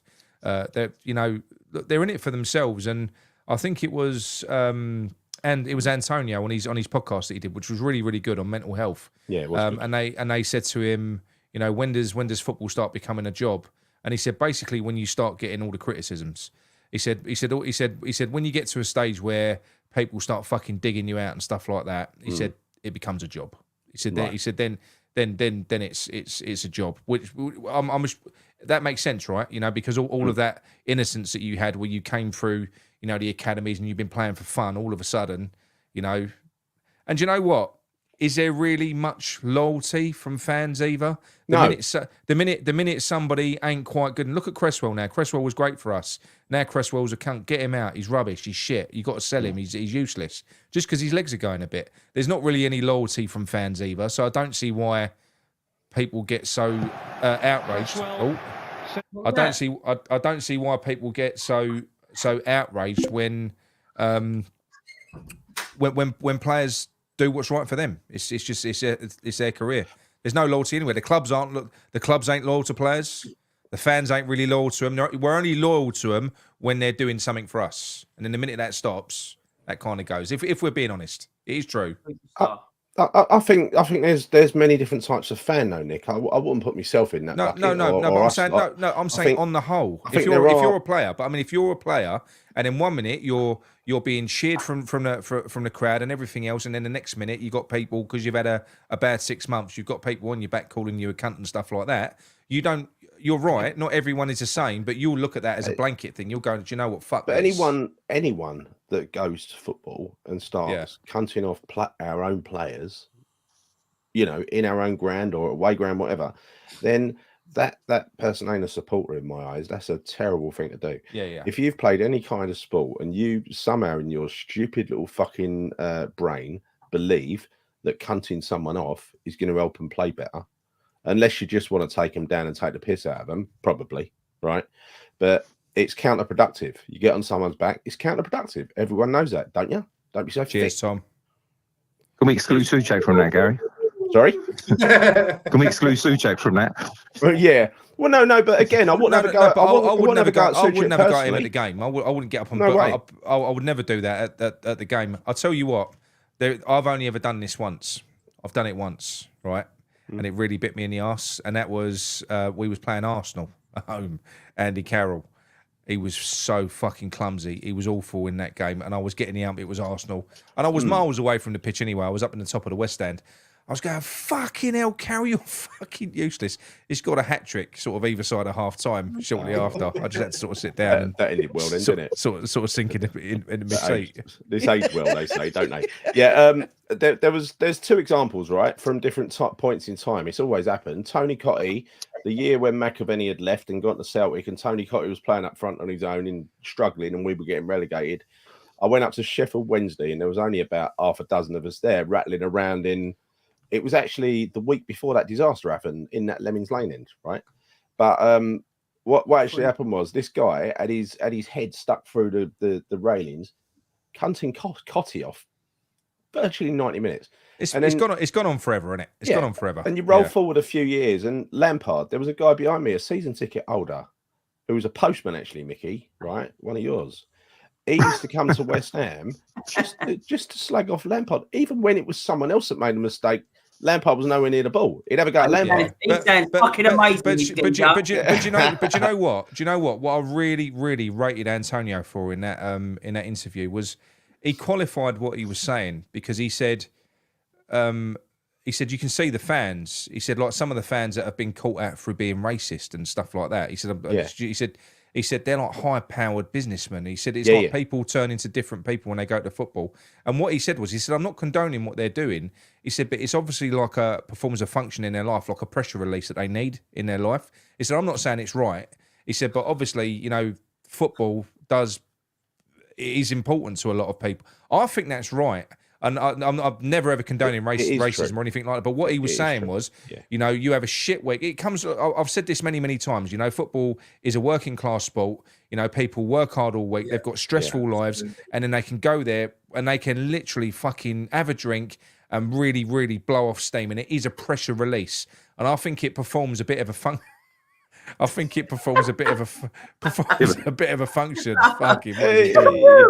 To be fair though, Nick, that's what Claret and Booze does as well, doesn't it? Let's be honest. Yes. Hang on. Let me chip in on that, because that's what I said. For me, that's what Moyes took away from West Ham. That was what we just said. That going over there, it was therapeutic for me. I mean, obviously, I'm in Spain now, so I can't be over all the time. But my whole memories, my whole attachment of West Ham was that especially for men, it was the one place we could go and just sort of let off and just let it all fucking nothing to do, like you said, nothing to do with racism. All that is bollocks. But the other side of it is the emotional release that you're supposed to enjoy. That's what you pay your money for. That is your investment. That's what you're entitled to do. I agree with Mark. That's why Going Blues for me as well was the go-to station for it. Can I say one thing though? If you when you have one of those explosions and a load of expletives come out of your mouth, if it's racist, then you're a racist. Yeah. Oh no, absolutely, no. I'm not. No, Antonio was using racism as a reference. Oh, you can't condone it. There's no right for that. But the fact of the matter is, look, at the end of the day, it isn't just racism that hurts people, Gary. Racism is something that you can get persecuted for, but you can hurt someone equally by not being fucking racist. Yeah, of course you can. Of course you can. You're shit. You're shit. You useless fat cunt. All that sort of stuff. You can really fucking hurt someone. No, Nick, can I just say? But you can. I think. Whereas I think nowadays, if they use racist language, they're hanging themselves because it's not Nick, acceptable. can I just say? I think half of this problem that's been created and a lot of the trouble that we've had this season is we've got the most divisive manager, arguably. That's subjective, of all time. He's more divisive than Sam. Sorry, mate. He's more divisive than Sam. We all hated Sam. It wasn't half loved him, was it? And Mark, he's played on it, Mark. That's why I think he's an evil fuck, because he played on that. Yeah. At least Sam owned being a prick. Yeah, he did, kind of. I mean, he fronted up, he cupped his ear to us all. He was like, come on, I'll take you all on. He was a bit like that, wasn't he? He was a bit like that. He owned being a prick. So Moyes is a coward. I'm sorry, he is. Yeah. Hides behind the media. Yeah, I've got nothing good to say about him other than the fact that he brought stability. And I just think the board missed a trick. I think you could sum up the board right now in a couple of words. Ben Johnson. We're going to let a player go who's homegrown, who we're going to cost 20 million to replace him. We're going to pay that player 60,000 a week. What is the point? That sums up the board's thinking. And it's just so short-sighted to let this boy go. He's got so much to offer. And for me, that sums up the board right now. We haven't got a forward-thinking board. I do think Sullivan did some good things. I don't like the move from Upton Park, but it did allow me to come to more games. That I'm thankful for. But I think they've made some horrendous decisions. And they made some very good ones in business as well, behind the scenes. But the fact is, I think they've missed a trick this season. We could have pushed on. We didn't. Could have, should have, didn't. And, we had a dinosaur of a manager, and we are now left with his legacy. And his legacy is the second oldest squad in the league. We are going to have to. How much you reckon we're going to have to spend? I reckon we're going to be up at 200 million. But can I just before you go, Mark? Right. Thank you very much. Wait, look. My fireworks are far more impressive than yours, Gary. Because Gary's doing this all the time. Yeah. Listen. Everything you're saying is completely and utterly true. It's undeniable. It is. We might be talking, 5-10 million out, but basically the guy's devalued our squad. He spent a fortune and somehow managed to devalue it and leave us in this perilous state in terms of squad. The squad is awful. It needs a lot of investment. But the people that have allowed this to happen, the people that have overseen this, the people that have kept him in his job, the people whose responsibility ultimately is Sullivan has to sign off on this shit. Yeah. The fact that he is still at the helm, I'm starting to get really worried. Especially, I'm happy if it's Lopetegui, whatever, it's fine. But what this proves is that it's Sullivan getting a manager in. It ain't starting right. Are you confident now? Because Sullivan is still driving, that we're not going to just arrive back at this point again. Because ultimately, this is kind of all orchestrated by Sullivan. All of Moyes' failures have been overseen by Sullivan and Brady. Yeah, all of them. I mean, that breakdown I did on that post when I broke down his companies and the money that he has, compared to me and you, he's a very rich man. He's not a rich man in billionaire status, right? No. He does not have the money to rebuild the team, even if FFP allowed, right? He doesn't. It's a complete myth when I see all the supporters putting that we've got a rich owner. We don't have a rich owner. He's got 17 active companies. You know, he's got, excluding West Ham, he's got 448 million in assets. He's got 165 million in the bank, which over those 17 companies. What he doesn't have, and like I said, FFP wouldn't allow it, but just say we had a scenario where FFP allowed it. He does not have 100, 200 million in the bank to invest in the squad. We were taking loans. Do you remember we had the overdraft at Barclays? Yeah. And Michael Dell. So why would we be doing that? Why would we be doing that if we had a rich owner? We don't have a rich owner, and we don't have a forward-thinking owner. I think he's sitting waiting for. He's just primed to sell. He's just waiting. Some friends of mine in the stock market were telling me about apparently Brady's been out to the Middle East. He's been all over the place trying to push West Ham, and it didn't. With no luck, there was no offers. Well, They're after the issue is there has been concrete interest, and there is there are three bodies. So I've been told three. I think there was a consortium, there was an American ownership, and there was a Middle Eastern. But each of them. Yeah, I'm just saying she didn't get any joy out of the Middle Eastern trip. That's what I said. No, because what she went out there to do was to sell the gold shares. Now, the gold shares wouldn't have even given somebody an equal fucking stake. They'd have had no say in it. So then what they've had to do is they've had to go, all right then, Krasinski hammers his shares down, Sullivan hammers his shares down, so that they can basically sell 25%. But even that, nobody's biting at. Nobody's biting the 25%, because do you know what? Everyone knows that if Sullivan's got 25%, while the golds are still there, he's got the controlling interest. It's as simple as that. Again, me and Gary were talking about. We were talking about this yesterday. It's all people don't understand. It's all about the voting rights in the board. So you can have a certain amount of shares, and you can have more voting rights. So Sullivan can still, bend it so it's advantageous to him. So that's what Krasinski's fighting. I don't buy this thing that there's this narrative that Krasinski's been silent this season. I think he's actually quite involved, and I think he's trying to protect his investment. So going forward, I think we're going to see some changes. But I do think Sullivan's just primed. He's just waiting for a sell. That's all he's waiting for. The sooner that happens. Do you think that when Sullivan goes, Brady will go? Or do you think that she'll somehow stick around? Yeah, for sure. She's showing a shareholder, is she? She's showing a shareholder, isn't he? She's the one. She was the one driving, keeping Moyes, wasn't she? Yeah, she's right up until the last day. Right up until the last day. She's appointed CEO by the board under the guidance of the chairman, right? Who's Sullivan. Without Sullivan as the chairman, different shit happens. Yeah. Like I say, I mean, I really hope for. I mean, I flew back from the Philippines to go to some of these games this season, and it's a long old flight. It's 18 hours, and you have to sit and watch that dross. That's why I got upset with that fella from America last week. He's sitting there making comments. He's not spending his hard-earned money coming back to sit and watch this dross week in, week out. I spent about 10 grand. There's people who've spent an absolute fortune this season going on all them European trips and everything else. Don't they deserve something out of this? Haven't we got a voice? Haven't we got this whole narrative with TalkSport drives me up the wall. I can't stop watching it because I just can't stand what's being said. Well, do you know what?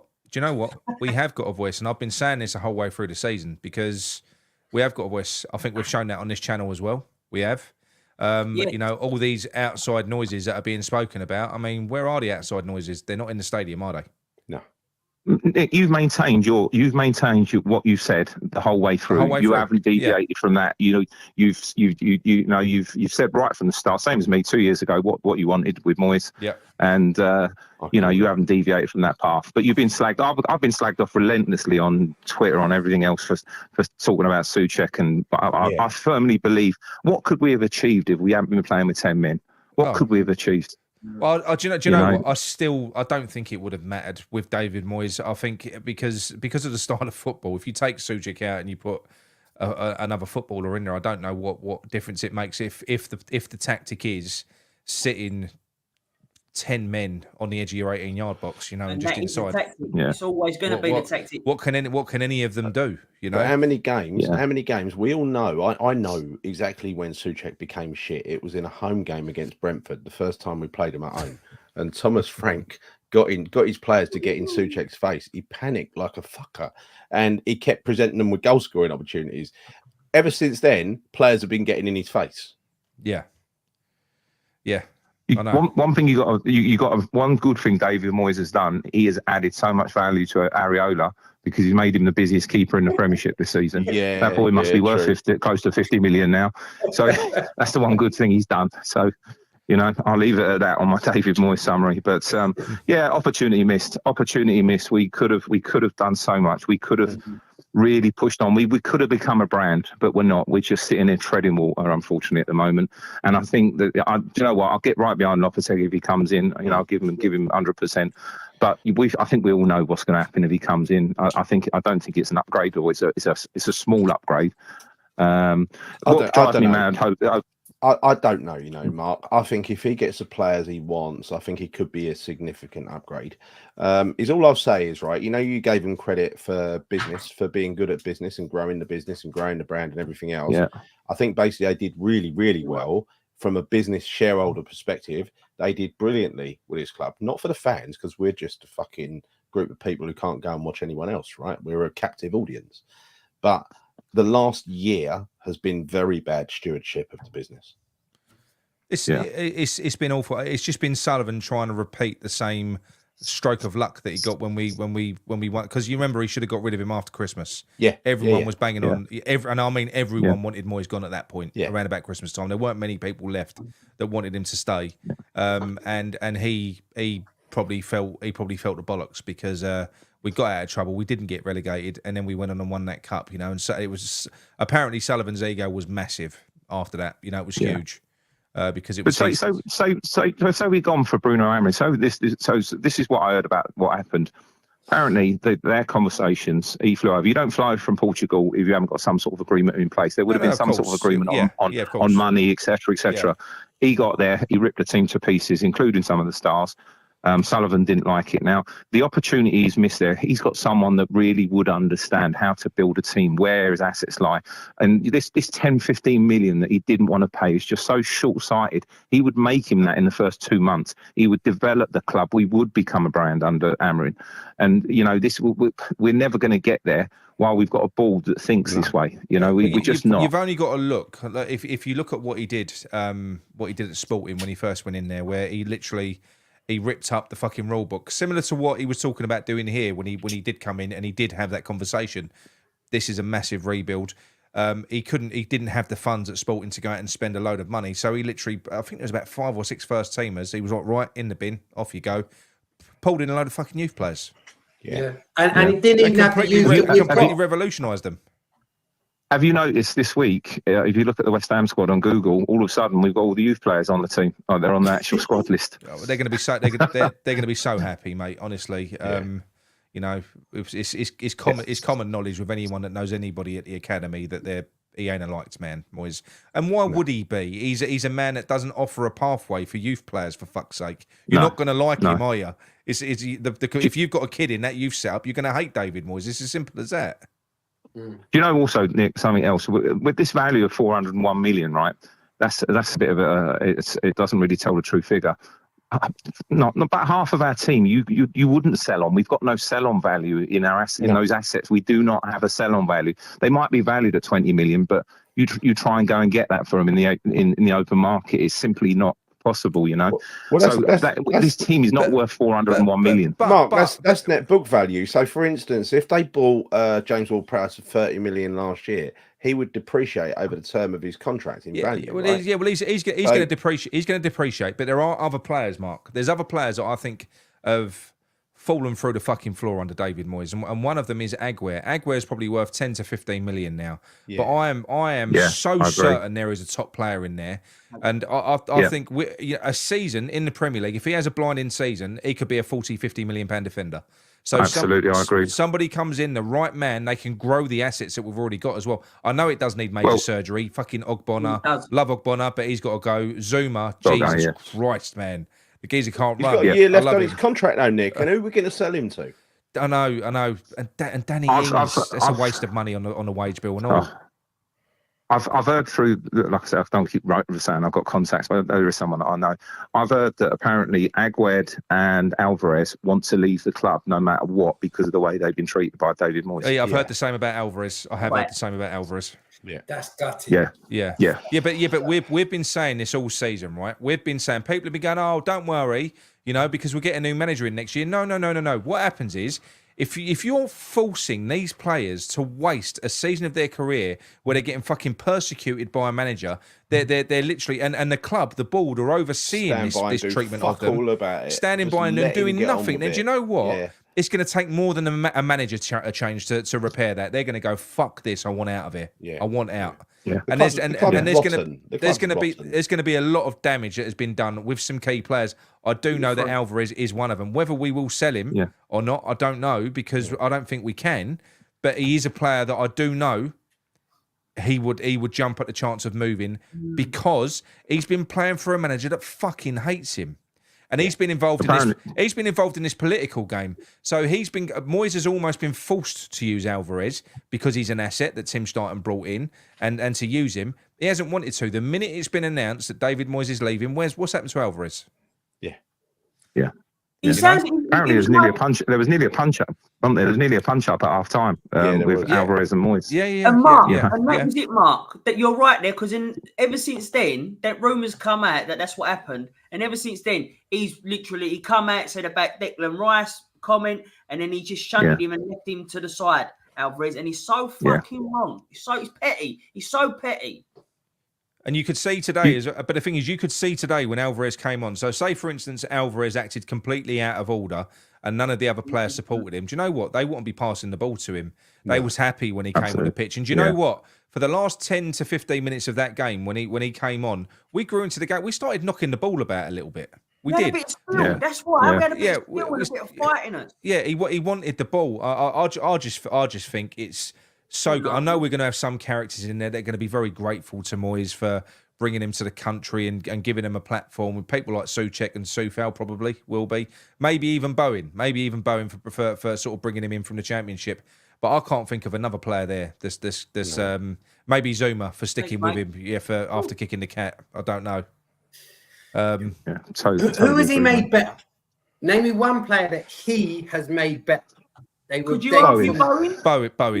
Bowen's the only one. What did he do other than bring him in to make Bowen better? No, but we don't know that though, Jay. In all honesty, I'm not trying to speak up for him. On style of play, look how Bowen played. Bowen's the same player as he was. He's the same player. He's just been played and he's developed, hasn't he? He's developed. I'm not in no way going to debate that at all. You just that's the only one. You said name a player, but that is literally the only one I could possibly think of. You give Moyes credit for making Bowen better. Even that, I don't know if I could give credit to him for Bowen, but it's literally the only one. That's what I'm asking. But he's meant to be a coach, Mick. Like, who is he coached to make better than where they were before he came in? Yeah. And if you remember, he doesn't coach players, though, Jay. He doesn't coach players. There is no management skills. There is no coaching there. He is an old-fashioned fucking. He's an old-fashioned.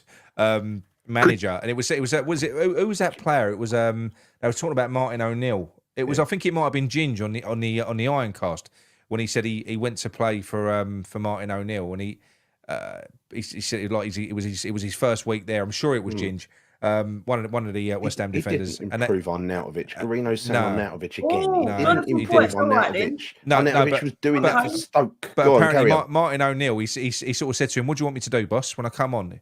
He said, "You're 6'2", 6'3". I want you to head the fucking thing and get rid of the ball." That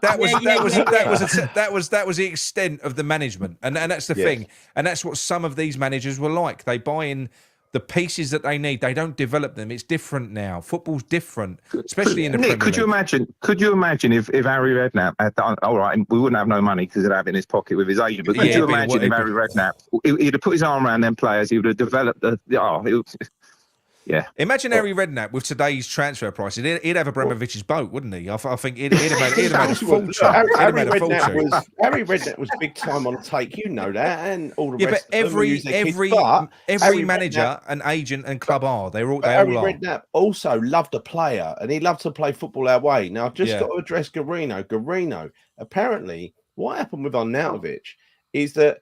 I mean, look, we know he used to play up front and score goals for Stoke. That wasn't a genius move, moving him from left wing to up front, right? But he was still lackluster. And apparently Noble had a word in his ear and told him, if you try your art out, the crowd will get behind you. That wasn't David Moyes' man management. This is English Gary versus Italian Gary. Yeah. Yeah. Nick, I'm going to have to knock it on the head there, mate, because the stock market's opening and my live trading group's about to start. So go and make some money. Go and make some money. I've got to go and speak to a load of Chinese people that don't speak English, and I have English lessons, and that's why I admire what Mickey does. I have to trade, teach them English. I have to mute about 400 courtier. It's hard work. Happy trading, really is. All right. Cheers, mate. Thanks, boys. Really appreciate it. Take care. Bye. Cheers. Right. He's killing you here, Nick. That's a really good call. Really good call. He knows his stuff, Mark. You're gonna have argument here. Nick won. He's even changed his name. He's having it. No, he is Nick one. Can you block him? Can you block him, please? Can you block him? He's Nick one. Don't you? I've already blocked 2 people. I'm having it tonight, mate. Block him. Get him out. Get out my pub. Nick one. Get out my pub. Get out my right. It was a brilliant call. Right, the lines are open if anyone else does want to call in. But Darren wanted to call in, or Darren wanted you to give him a call. Darren Potter. First come, first serve. Just call in. First round, first serve. It's the final one of the. Yeah. What are we gonna be doing over the next? We're gonna have a period off. I know what I'm gonna be doing. There we go. Hello, Darren. Barry. Hello, mate. How are you? Hello, Darren. Yeah, all right. Brilliant chat, but brilliant show tonight. Cheers, mate. Thank you very much. Really good call just now from Mark. It was yeah, definitely. That was good. Yeah. What would you like to discuss this fine evening? Oh, it's going to be so much better, isn't it, this year? Like after this year, I think. Well, it is, yeah. I know, we've got that other manager coming in and that, but we ain't got all that Moyes ball crap now, and then hopefully it might shake things up a bit. Yeah, it would be like a nice, fresh new start, new transfers. I'm looking forward to this year. Now, I think we might go quite far this year. Look. At the end of the day, right? And this is the thing. Everything that I've said, I completely I back up. If it is Lopetegui, it is definitive proof. It represents the fact that Tim Steiner has not selected that manager. But you know what? Yeah, I know. I'm at the stage now where if that is where we are, it's where we are. I'm just glad Moyes is gone. Yeah, you know, there's not really much else we can do. We don't own the fucking club. If that's how that little bastard wants to run it, then fine. But at least I'm surprised he ain't put money in batteries for his dildos, to be honest. I'll tell you what, we've missed out a couple of players. He's improved Caduce, isn't he, Nick? I think so. I think he has. He actually has. He actually has. You know. But that thing, what Garino was saying with Arnautovic, he didn't improve Arnautovic. No, he's never improved a player in his life. And in fact, Mark Noble did a chat where he said he spoke to Arnautovic, right? He spoke to Arnautovic and basically said to him, you know, because Arnautovic, he does like to be loved, and at Stoke it isn't easy. It's not difficult for the fans to love you. Whereas at West Ham, one thing that we do want to see, he was quite sulky, is a player running through brick walls. And that was basically look how well he was that was basically what Noble said to him. He said, if you do that, basically be a bastard, run your arse off, go for everything, they'll love you. They'll love you. So that is what clicked with Arnautovic. Because he did want to be loved. He did. Yeah. You know? He was loved. He was. Yeah. You know? It's like with Ben Rama as well, though, isn't it? He wanted to be loved. Moyes just didn't bother. Yeah.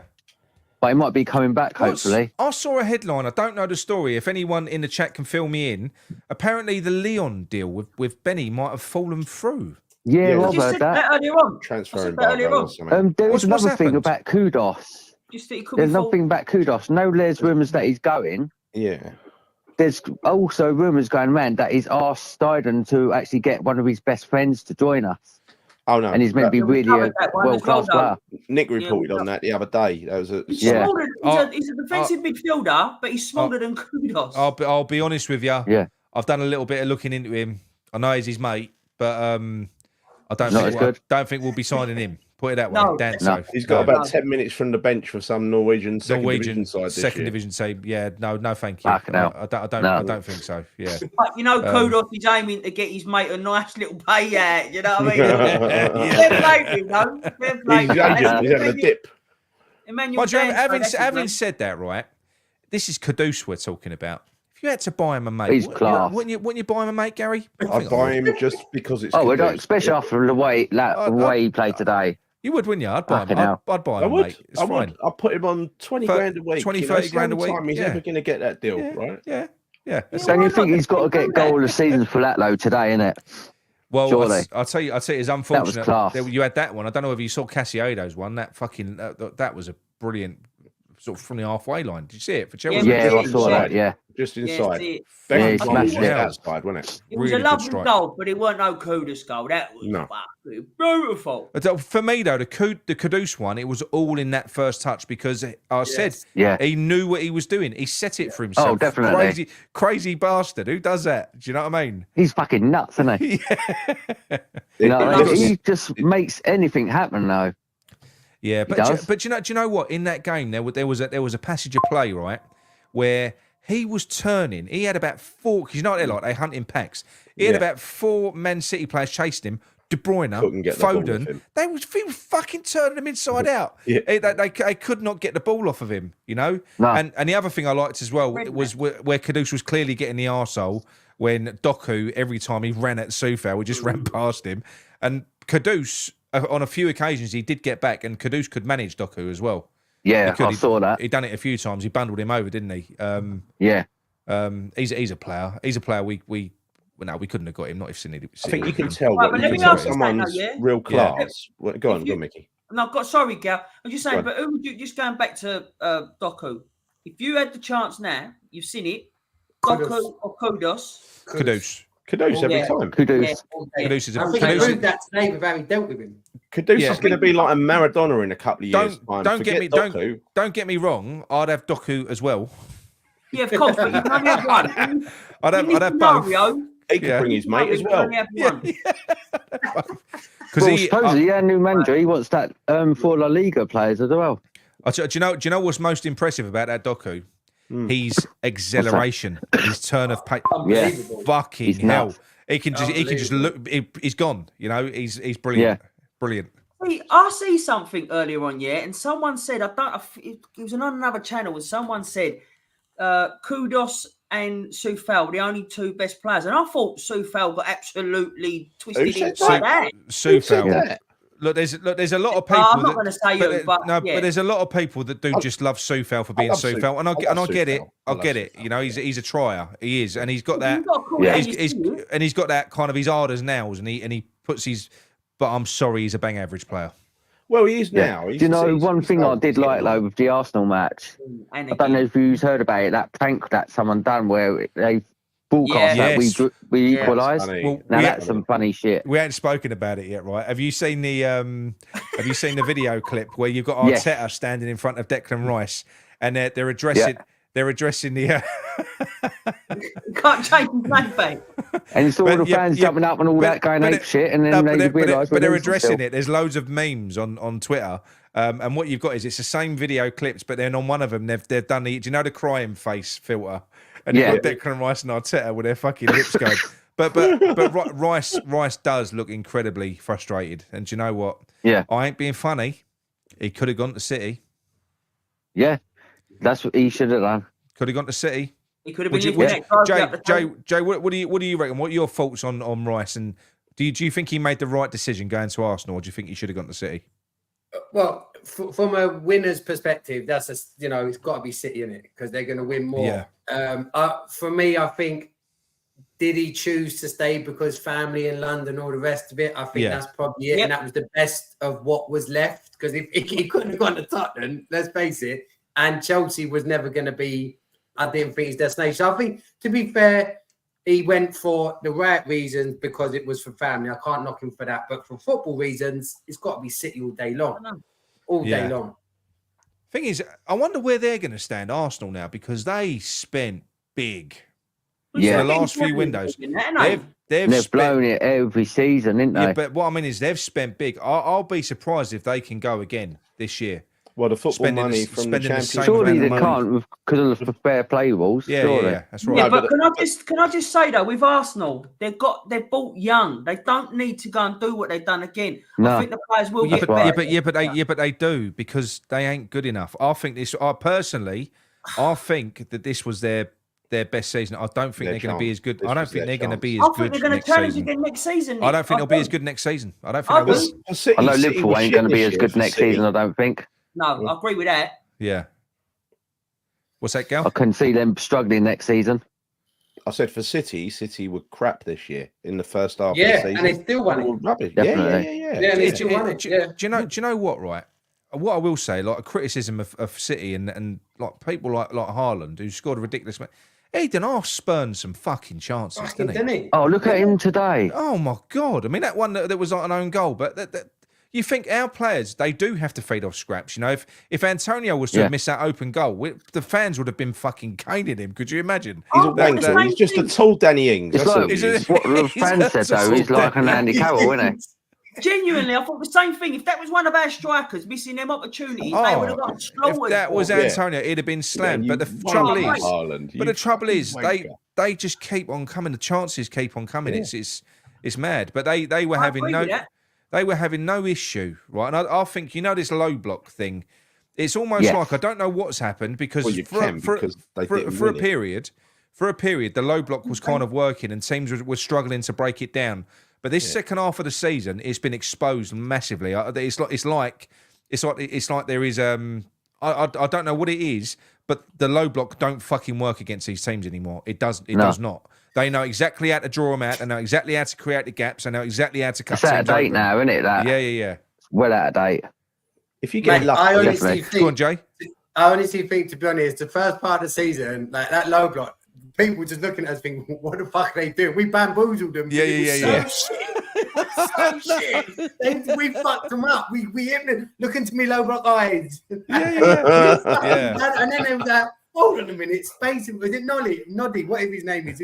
Space invaded. All they realised was, is that what you're going to do? You're going to shift left. That's no problem. Let's shift left. You're banging 74 goals. Take your low block fucking shit up you are. They fucking smashed it to pieces. It's like Colonel fucking Melchior from Blackadder, isn't it? Doing precisely what we've done 15,000 times before. It's exactly the last thing they'd expect us to do this time. That's what's so brilliant about it.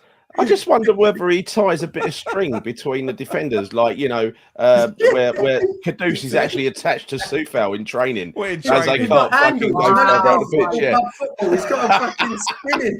That'd be amazing. I'd love to see that. It's literally, it ain't. They don't train on a football pitch. It's a checkers board. You stand in that fucking square and you don't move, right? Souček attached to Zuma. Imagine that. Yeah, they'll do a new kit. Football show, won't they? With both of them stuck in it. Yeah. Pep knew 2 months ago. He knew fucking 2 years ago how to prep to players. Everyone does. Yeah. I don't think it takes any prep. I just think it's frustrating for. I think it's frustrating for teams but all they've got to do really. I mean, what they was doing with us today was because I don't know whether you noticed, right? We were like crabs. So we were all stuck in our 18-yard box, and it was like they'd zip the ball out, and then the whole. We couldn't even get it out of our own half, but then could we? you'd have as a group like 10 players going that side. It was literally going from side to fucking side. It was so embarrassing. But they are, aren't they? They're 2 perfect lines, 2 perfect grids that they do. It's fucking stupid. It's so Do you think stupid. Alvarez was proving a point though when he come on, where he was just fucking throwing himself everywhere? Yeah, no. Alvarez has been doing this for a while. I know that much. Alvarez... No, what I mean is because that's what we missed today. Yes, was Alvarez not on the pitch? But so proving Moyes a point. It was your mistake. Alvarez, although he's a CDM, there's a lot to his game. And definitely. And David Moyes, has been trying for ages just to get him to sit, but it won't happen. He's a player. No, who likes to, he's quality. He likes to carry the ball forward. He likes to drive it forward. He likes to be progressive with his passing as well. That's what I mean. He should be our captain next season if he stays. He's got to be, surely. Well, it can't be James Ward-Prowse. It's got to be Alvarez. Whoever does come in, look, at the end of the day, right? Let's just base it on the assumption that it is Lopetegui. Right now, Lopetegui taking everything else out of the equation, right? You know what it means and everything else. Lopetegui is a massive upgrade on David Moyes. Huge, Oh, yeah. huge upgrade, right? He's been doing his homework, hasn't he, as well? Yeah, but he's a massive upgrade, and also this guy's a massive profile manager as well. He is. He's a big profile manager. He is a type of person where you think if Stein can go out and convince players like Kudus to come and play for Moyes, he ain't going to find it difficult to go and find them to go and convince him to go and play for Lopetegui, is he? It's not going to be difficult. No. So we might get that Brazilian you want us to get. No, the one you done them little video clips of. What, Wesley? Yeah. There's a few players that but there's so many we're linked with already. Oh yeah, definitely. You know, it ain't even started yet, really. I know. It's gonna be fucking. It's crazy season. Every season. I so can't wait for the transfer window now, just to see who we get. I just think, for me, because any director of football worth their salt at any club, right? And this isn't me criticising Tim. This again will show you whether Tim has got any bearing in this, right? That's right. Any director of football will have planned, irrespective of who the manager was going to be, because Tim will have his vision and he'll know what pieces he needs to fill. He will have queued up players months ago. He will have identified players and queued them up months ago, and it'll be a case of going out and getting the business done early so they can come in, bed in with the squad. You know, because don't forget, we ain't just got the Euros. We've also got that tour in fucking America we've got to go to as well. Yeah. So won a full pre-season, wasn't he? So the business will need to be done early. If it isn't done early, then you know Sullivan has gone full fucking Sullivan. Yeah. Yep. Who do you blame? The thing is, for I'd love to see Jota at our club and all. Yeah, he's a good player. So was that Mick? Who do you blame for because our transfer business is always get the players in late. It just is. Yeah, so it's fucking annoying, isn't it? Would it have been Moyes or would you reckon it was Sullivan? Like what I'm saying is, are we going to see that same pattern this transfer window under a new manager? Well, that Lopetegui said he prefers getting everything done straight away, so he can work with the whole team sort of thing early. So hopefully that will happen this year. And I agree with that. I think that's what you need. I'm hoping. In answer to your question, Mick, I reckon it's out with Sullivan. And Moyes was just his little puppet. I think that was Sullivan's fault. Not that, look at what Moyes done when he was constantly chasing after Lingard. And it was months and months we didn't even sign him. Yeah, I know. Yeah, he wasted a window. He's just a muppet, he is. Yeah. I mean, again, that's another one as well, isn't it? It does make you wonder with why is he so obsessed with getting his own players? And look, I get it, yeah. I get it must be look again, this is allegedly. I get it's nice to get, do deals with your intermediaries and this, that, the other, and whatever happens, I get that. But surely fundamentally you want to be good at your job, don't you? You want to be getting the right players in to help you do the business on the pitch. And that's where it completely confuses me with Moyes and it's so blatant, isn't it? It's so blatant. When a player's come in that David Moyes ain't had nothing to do with. But it's just he's set in his ways, and unless he or one of his representatives, like his son or one of his trusted people, has watched a player 17 times, that's what Everton used to say. He had to watch that player in person 17 times. That's why they call him Divering Dave. He now gets other people to watch him 17 times instead. So he's never going to do a quick deal. He's incapable of doing it. He don't believe in it. But as for that due diligence stuff, yeah. So okay, fair enough. He does all of his homework. He watches players 17 times, Jay, yeah. How did he land on Skamaka and Ings to play in the David Moyes system? Yep. That's a good fucking question. And Zuma's knees. But they was never going to fit in a David Moyes system. They're good players. Thank you very much, mate. Thank you. But David Moyes makes them look terrible when they weren't terrible players. Happy New Year, as Tyson Fury would say. Happy New Year. Happy New Year. Yeah. Wasn't that a good fight last night, eh? Yeah, it's amazing. It was a good fight. You're right. It was. What a comeback he done, though. He was practically fucked, weren't he, in that round? Yeah, but once mate, I'm not being funny. He couldn't even hold his hands up. The ref should have. But the ref should have stopped it. The ref should have stopped it. He was getting beat up. Fury could have done was go down. He should have gone down because why was still trying to stay up? Usyk coming in with them left hooks and that all the time. Have you seen the meme? Do you know that 9th round where he's basically from the first punch bang, and then it's Yeah. bang, bang, Yeah. bang, bang, Yeah. bang, bang. And basically, the meme It's is really every time he gets hit, he loses 3 days, 7 days, 3 days, Oh, 7 mad. days, and then it arrives back on January the 1st. And they went, "That's why he said Happy New Year." Really? There he was. Great. That's Yeah, he got. There is one thing, you know, when you mentioned about Harry Redknapp with the deals and all that he was doing. Yeah. yeah. I must admit, the great deal he done once was when he sold Dix to Liverpool. Well, didn't exactly say him. He swapped with Chapman, Burrows, and Mike Marsh. Yeah, Burrows and Mike Marsh. Well, yeah, it weren't Chapman. It was Burrows and Mike Marsh, wasn't it? Yeah. And Oh yeah, but he got Chapman in that same time, didn't he? oh yeah, he did. Yeah. But he Yeah. signed some. He signed a lot of lemons, Harry Redknapp. But he also signed Yeah. a hell Oh, of yeah, a lot of definitely. good players as well. I mean, you remember Rigobert Song and TT Kamara. Never forget them. Never forget Yeah. Gary Charles. Do you remember No, Samasi Abu? no, but at Yeah. the same time, Gary, this I goes like back. Samasi Yeah, but Gary, Abu. this goes back to what I just said, though. I can understand it. I can understand milking the system, but surely you've still got to go out and get the players that can help you do your job, though. Exactly. Yes. Yeah. I think the best You know- signings he done to keep us up has got to be Hartson and Kitson. That partnership was Yeah. unbelievable. It was amazing. Fucking pairing that was. I was Oh. gutted No, I when mean, we lost That Hartson. reminds me because of when we had McAvenny and Cotty up front. The He way was they so- paired. Hartson was such a West Ham player, you know. If only he hadn't Yes. trying to decapitate Io Berkovic, you know. Yeah, Stayed with yeah. us many years. I loved him. There's so many. Quality. Do you They know- was really good friends, weren't they? I was well. I was going back for some reason over the weekend. I had about a 2-3 hour period where I was going back doing sort of a West Ham memory lane thing, and I was going back through some of the old videos. Some of the players we've had. What, on the Rob Banks? Do you go on the Rob wouldn't Banks? they? No, channel? not just Innit? Rob Banks and some of the other sorts that went on as well. But you know, the players like Berkovic and Benny Benayoun. Paul Furio. Yeah. Do you remember Mark Keller with his corners? Yeah. And Matty Holmes? do you know? Robbie Slater, who could only run in straight lines.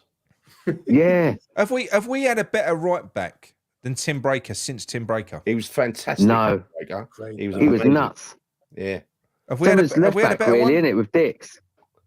What was You look Lucas Neal? No. Lucas Neal was he was He left was back. a right back. He was a right back. He was a Yeah. right. Yeah, Lucas Neal was great. Lucas Neal was great. He Yeah. was. But I remember like Moncur in his pomp when he first came to us. He was amazing, Yeah. especially around 7. Yeah, You know, yeah. Do you remember Bishop when in his pomp. You know, brilliant. Yeah. Do you remember when Joe Cole got a hack down and then John Moncur come down? Michael come Hughes, on. Paolo And- Futre, Yeah. Michael Hughes, Fuck. great player. yeah. Futre, great player for about 10 minutes. Yeah. Sebastian Schemmel, he was one I liked. He was a I good like player. Schemmel. Good I player. like Yeah. Schemmel, yeah. We ain't had an amazing Follow right Future, back, yeah, though, what a player. Yeah. We ain't had an amazing right back, really, like that stands out massively. I don't think. No, not. I'll tell you what. I personally, I think this is why I think it's so unfair what's happened with Cresswell because Slater. Cresswell undoubtedly has been our best left back since Julian Dix. Yes. Since he's been here, he's been fucking Yeah. brilliant. Years and years of proper- service. Oh, yeah. A proper good player. Yeah. But last couple of years, he's been treated like shit. It's because he's turned to shit a little bit and he's lost his basically look Yeah. in the league now, fullbacks, they need pace. And I Yeah. think that's the first thing that goes, isn't it? Unless you're Carl Walker, Yeah. who's about 40 and he still runs the 100 metres in about 10 seconds. I don't Yeah, think he. it's Yeah. mental, yeah. I don't think Cresswell has ever had blinding pace, has he? He's faster than he is now. But he's He ain't been- he's such a technical player. I like Yeah, him. He's a good player. But I think he fucked Konchesky, himself with was it the Konchesky? sending off in Yeah, the semi-final, right? Yeah, he was a good player. Yeah. With a He sending was off good in the left back. Yeah, when he got sent off in the semi-final, I think that was the end for Cresswell in Moyes' eyes. Yeah. And I think that was to do with fatigue rather than anything else. You know that? Yeah. You won't get a I felt sorry testimonial. for him. Yeah. Right. I did. Anyway, Darren, we're going to wrap this one up now, mate, because Yep. we're going to try and do this Thanks one in a 2 lot. hours. I'm Will fucked. you I'm still be literally doing fucked shows today. in the meantime and that? No, we're going to start doing we'll start doing different shows as well because we're going to do the Sunday night ones. We will do the odd Sunday night show, of course we will. Yep. For the summer. Particularly when there's something to talk about. Thanks, man. Yeah. I think what we This do is the is, thing. Nick, what we should do is we should definitely do a pre-record hour or something in the week and shove it out at the same time on Sunday, right? Nah, people like the live show. They like getting involved in the live chat. Oh, I know the they whole, do. that's I the, know that's they the whole do, thing. Yeah, there's no point doing that. No, Oh, you yeah. can premiere it. Though, What's and let them chat Mickey's show? amongst Because I missed themselves. that one today. What's that? What was Mickey's show? Because I missed that one. Mickey show. What one? Yeah. You done a live show, didn't you, on YouTube or something? Someone mentioned it earlier. No, I didn't do no live show. Was that in the did. members thing? No, In the no, no. members thing? We did because obviously, as you know, we do our members platform now. So Yeah. something that we do now. Because look, one thing that we don't do is a Friday night. We don't do a Friday night because you got West Ham Fan TV's Friday Night Pint, and you got the West Ham Network who do shows on a Friday night.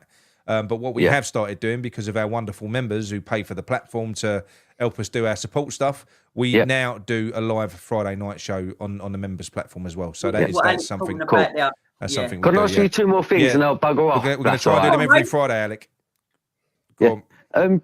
That Jay's thing he does for mental health and all that, I think it's really a good thing that he does. I was wondering if there's any chance you can attach me to it, sort of thing, because I suffer from it.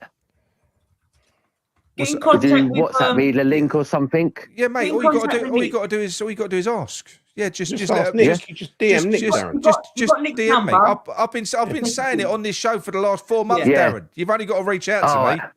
So I just go on WhatsApp. I'll WhatsApp you, yeah? Just WhatsApp me, to do so, Darren, mate. But yeah, absolutely, mate. Yeah, definitely. Get your ass over. Yeah, that's what it's there for. Yeah, I'll do that. Yeah. Brilliant. No, it'd be good, mate. Yeah, thanks a lot for doing that, Jay. You'll enjoy it. I'd love to see you on there, mate. It's the lad I appreciate, but to be honest, it's because of Nick, Gary, Mick, John. That's how it all started. So I appreciate it's all of you. It's really, really good. For Claret and Booze, though, to be fair. Nice. Love to see you on there, mate. Definitely. Yeah. But yeah, brilliant. But like I say, thing, you know, before 1 second, I'm going to say this as well, everyone, right? Because we said this on the show the other night, just so that you know, right? The Claret and Booze team, because Jay he still does it, refers to it. Basically, the Claret and Booze team now, including on YouTube, the Claret and Booze team is myself, Gary, John, Mickey. It is Jay. We've also got Amanda. We've got Kerry. Yeah. We've got Luigi. We've got Sam. There's 9 of us. There are 9 Claret and Booze people now. We're all part of the. It's part of the Claret and Booze network. Not everyone. That's really good. Not everyone will come on the channel. The girls are camera shy, and I'm talking about Sam and Luigi. When I say that, but the they do their own videos. I want to watch their videos. I'll tell you. Yeah. So, but we're literally all. You will see everyone over the coming months. Jay's always going to be on. He's always going to be on because he loves talking West Ham. It's nice to sort of break it all up for you as well, isn't it, Jay? That's what I like. Is West Ham through and through, isn't it? Yeah. But just going back on what you just said there, though, like regarding Jay and everyone else, like who's the Claret and Booze members. From my personal experience, because you were there from the start, from day one, and it just takes a little bit of time for you to feel. It's nothing to do with you, lads, because you make us feel so welcome. You really do. It's not that. It's just that because I remember when you joined, you were quiet. Oh, me? Yeah, you don't shout. Yeah, you were pretty quiet when you first joined, but you're not anymore. Under the table now, they can all fuck off. It does take a little bit of used to, and for you to feel like you belong as a part of like the the Claret and Booze behind the scenes members. Yeah. You do feel like that, so you will get to be in that way. Like me now. Do you know? Now I feel like I'm Claret and Booze all day long. It feels like we're all mates in there. Like we are. Oh, we are. Amazing. Yeah. We are. Yeah, it's brilliant. Like I said, it ain't. Look, YouTube is about you tuning in, and don't get me wrong, we do dedicated shows in there as well. So it's not, because we want to give you value for money as well. So we are doing that as well because the membership is paying for the support side. So we are doing dedicated videos for that and a lot of other content as well. But the fact of the matter is, the reason that we went for a platform like that, and the reason that works, is because we wanted to go community. This is media. You tune into this to watch us. This is more about you. That platform is more about you, basically, and we're just all in together. That's what it is. So good thing about this show, like, it does make you feel good when you actually speak to who's live, sort of thing. Yeah, I'll be on there, sort of thing. Good. That's what we're supposed to do. Well, that's good, mate. Make sure you do message me though, Darren, because we'll do. I'll do that tonight. That's all right. Yeah, that's fine. That's fine, mate. See you on the next course, Darren. Next course starts and it's free. As Nick said, that the support, the mental health support, is always going to be free. Yeah. And the next course starts on the 4th of June. And I know, Nick, you've said it so much.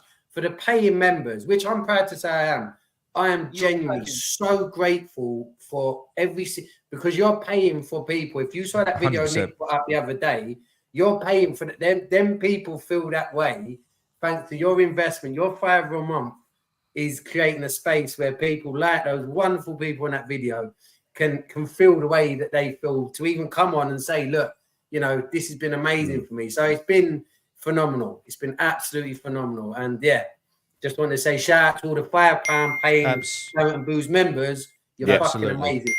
Yeah. Well done. Well done, members. Yes. Yeah. Absolutely. I'm so glad I'm a member as well. It's well worth it. It goes to a good cause. Best £5 I spend every month. Absolutely, mate. Absolutely. So yes. Nothing at all. No, you don't need to do the Moyes Out Cups anymore. No. I've got some. You can do ones of Sullivan or something, and these dildos or something, innit? No. I've already got a teabag in Lopetegui out mug lined up. Already got a design in you know, you've done it. I've seen the Di Canio one. It looks really awesome. You could do one with Kudos as well. What's that? Sorry. The Di Canio mug. Yeah. No, I've got one. Cup of Di Canio. That's what he said. Yeah, I've seen it. I'm going to buy one of them as well. Yeah. You doing any other ones? I will. So I'm not gonna flood it. I'm probably going to introduce 2 new designs that I've been working on. So I'm not gonna do Kudus and Paqueta until the fucking transfer window's out of the way. What he's done though, he's done one of Declan Rice, and he's going to send it to him. So he's actually got himself a fucking cup. Is he going to have that? Me with Declan Rice and Arteta with the equine faces on it. Yeah, of course, yeah. Awesome. I've got an idea, Nick. A great marketing idea. Look, you can sell a set of plates, right, with Lopetegui on toast and Lopetegui mayonnaise. I can't do anything else. Anything with eggy. Cheers, right? Well, you could do on a mug as well. It's have all your faces on it, but like cartoony. Yeah. Right. That'd be quite good. That's brilliant. But Darren, we are going to cut this one off, mate. Get that message to me because will do. Because just like William, thanks a lot. Because just like Will Young, I think I've got to leave right now. You take care. Have a good night. Cheers, Darren. Thanks so much for your call. Right. Take care. Bye. See you later, mate. Sorry, mate. Take care. Bye. See you later. That's a proper dad joke. Nick. I think you're missing a trick here. Look, Lopetegui cups, eggy cups. That is a fucking good idea. That is good. That's good. Don't put it on YouTube. Alec, what are you doing? Someone else is going to make them. No, don't put it on there because I'm going to ban him. Right, I'm gonna ban Alec. Fucking Hammers chat are going to be selling Lopetegui cups now. What are you doing? Yeah. Well, we trademark that. I'm getting it right there. Trademark Lopetegui. Yeah. That's good. That's a brilliant idea. Can I say one last thing before you go? Regarding the members as well, just so you know, for those that are paying £5 members, there's going to be a whole new fitness thing introduced as well. Proper online personal training, proper programs. There's so much more coming to say thank you for, because in fairness, Nick, go on, mate. Shall I do a quick screen share? Carry on talking about it. I was just going to say, basically, there's definitely been a focus on the support side of things, and that has been only because of you wonderful people that are paying £5 have enabled that to happen. So I know Nick and the boys, everyone's been saying like, right, what can we give back to the members? So there's going to be a whole new fitness program. I've got some new equipment coming in, so it all sounds proper. So there's going to be more for members. Those of you that are paying a £5, you'll see there's a shift as well now to make sure you know that you're really appreciated, and it's going to become even more feature rich. Are you going to be in like a Mr. Motivator leotard? Yeah, he's going to have like the headset, the Kylie headset on, isn't he? Taped to his face. Taped to his face. You know what he's going to be doing. Well, Steve, we'll let you know after we've had it. Yeah. Right, so I'll tell you what I'll do. I'll quickly give you a quick run through on this first. This is a desktop version because on the desktop you can access it. What's the matter? Oh, welcome, Bob. Welcome, Bob. Right. Gary, you know what it is, yeah? Because that plaster, you've got half a fucking thumb, mate. So you can't. I know. I've only got half a thumb left, Mickey. So look, this is a platform. It's got a very, very similar look and feel to a lot of the other social media apps that you'll find. We've got our you've got our video hub, which is a collection of our videos both, on Only got YouTube. Nick's face on all of them. That's because I'll make all the content go. Look, you are down there. Look. And then you've got He's even on the Sunday night ones. It's just Nick on the Sunday night we've just introduced Memory Lane as well, where currently I'm just nicking Rob Banks's videos at the moment and some other ones as well. Yeah. But we're basically cherry picking those. You've got general chat groups, where basically we're very big on on this group in Talk More Than Football. It is a West Ham group. It is. It's very West Ham centric. It is, but because of what we've done in on the support side as well, we're introducing more than that, because that's how you actually fucking get to know each other. It's very heavily moderated. Just because somebody pays £5 a month doesn't mean they get doesn't mean that they can be a prick, basically. So we will always protect the group. It's really heavily moderated. I'm not saying that we won't let people have a debate, but if someone's just being an arsehole in there, they're gone. Yeah. It's as simple as we haven't had that experience yet. We haven't at all, but that will be the case if we ever have any issues. So you've got your West Ham chat, which is self-explanatory. You've also got your members zone. So this is where you can go in and you can post. This is like Facebook. You can go in there, write articles, post videos, post stuff like that. Oh yeah, that was a good one. That's wonder who posted that. That's I me. love that. Yeah, you've got our Claret and Booze feed, this is good. This is getting better and better. So obviously you've got links to our shows that go in there. Claret and Booze Fest. I'll scroll past that quickly so I don't get done for copyright. And yep, so we've got a lot we were saying. You got Sam the Masturbator. That's a good one. That he asked a daily question, which went a bit mental in there. You got Louis No Stronzate. So that's what that is. That's Louis No Bullshit. That's Stronzate is like is a mafia word for bullshit. So that's Louis. And that's a great photo of Louis, by the way, but he looks nothing like that. you got Virgil having a rank. So Virgil's doing regular videos in here as well, little videos in there. Embedded tweets, all that sort of thing. Going down there. So you got your Claret and Booze events. There's nothing scheduled in here now, but if you go to past, so you've got our Wednesday night waffle. Now, what these are basically live rooms where if you've all done sort of I don't know, like Zoom calls and stuff before, we just fucking open a room like this, but it's in there, locked, secure to the to the community, doesn't get shared, and you just jump in and talk to us. And they're going really well. So we've done Wednesday night. We're doing the Friday night booze up now, which is on this platform. We stopped doing that on YouTube because there was so many other channels that had Friday night, so we can't do Friday night on YouTube anyway. So that's why we've dedicated that one to that. Right, we've also got the West Ham Lifestyle Hub. So we've got the Claret Cooks. Right, so this is run by our very own JC, the chef. He's in the house. He's fucking brilliant. This guy. Some of the stuff that he does posts. Makes you fucking mad, Walter. Right, the one that you will all want to see. Hang on, where is it? Where's the pie and mash one? That's the proper one, isn't it? That was it. No, it's here. So there you go. I'm not going to show you. Yeah, so you've literally got the instructions, step-by-step instructions now to make your own pie and mash. Food posting wankers. That's people that like to take pictures of their dinner, like me. Yeah, so all that sort of thing. And so there's me. Look, there's me there. Look, that's a bit of me. Lopetegui on toast. Lopetegui on toast. Claret and Booze furry family as well. This is a very popular group. Everyone loves their animals and their dogs and stuff like that. So some funny stories in there as well, like one that Gary made up about Claxon. You were a witness. This is the health and fitness hub as well. This is what Jay's running. So this is the fast will live in this group. So this is all the information that was put in there from the previous group. You've got fucking podcasts in there, sort of from people that have done that have done the fast before, as you can see there. If you've got concerns about diabetes, there's all the information that you could possibly want on the fast in there at the moment. The health and these are a work in progress. So these are what Jay is going to start working on. That'll kick off tomorrow. That's going to kick off tomorrow. Support community, I'm not going to go into because it's sensitive, but it's based on similar to what you're seeing above, but that's obviously just a different, separate community. We've also got a side group in here which is hidden. Now, if you're in the community, these groups are completely hidden. You can't see them unless we give you access to them. But we've also got Claret and Sober, which is ran by Luigi and Sam. They're doing some fucking brilliant work in there. They're doing it between this and they've got a WhatsApp group as well, but they're trying to sort of bring it all over to the platform. we've got our private support group as well, which is kind of like a little snug that we bring people into that are having some.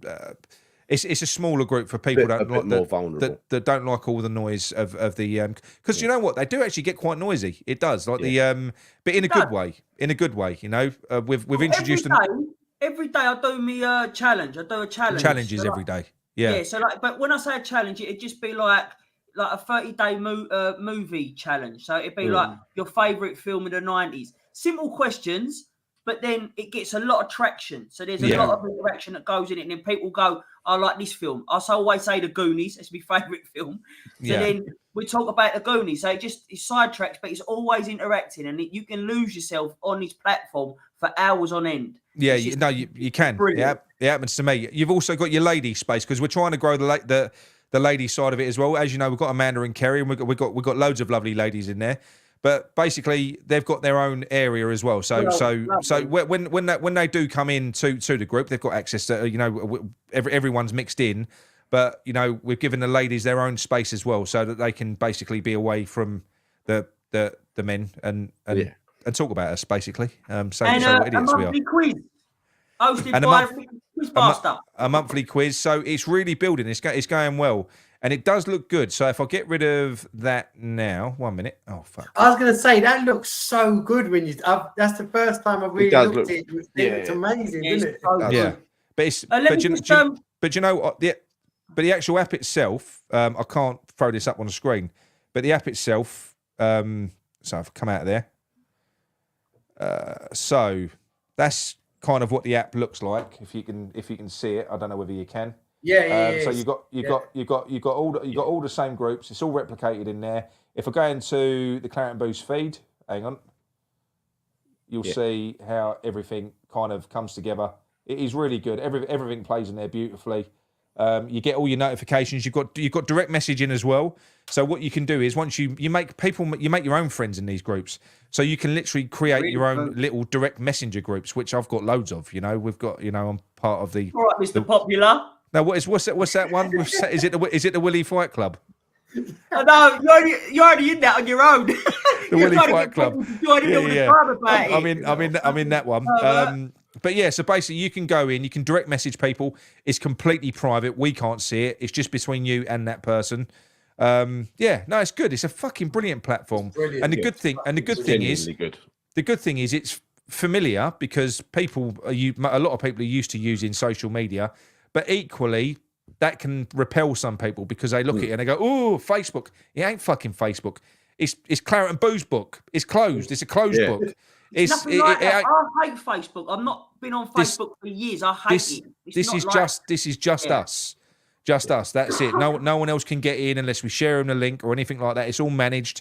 So yeah, like I say, it's brilliant. Really good. We're quite proud of it.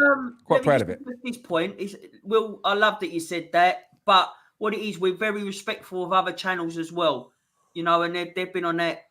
Like, we don't. We're all friends. We're all friends, and West Ham Fan TV have had Friday Night Pint forever.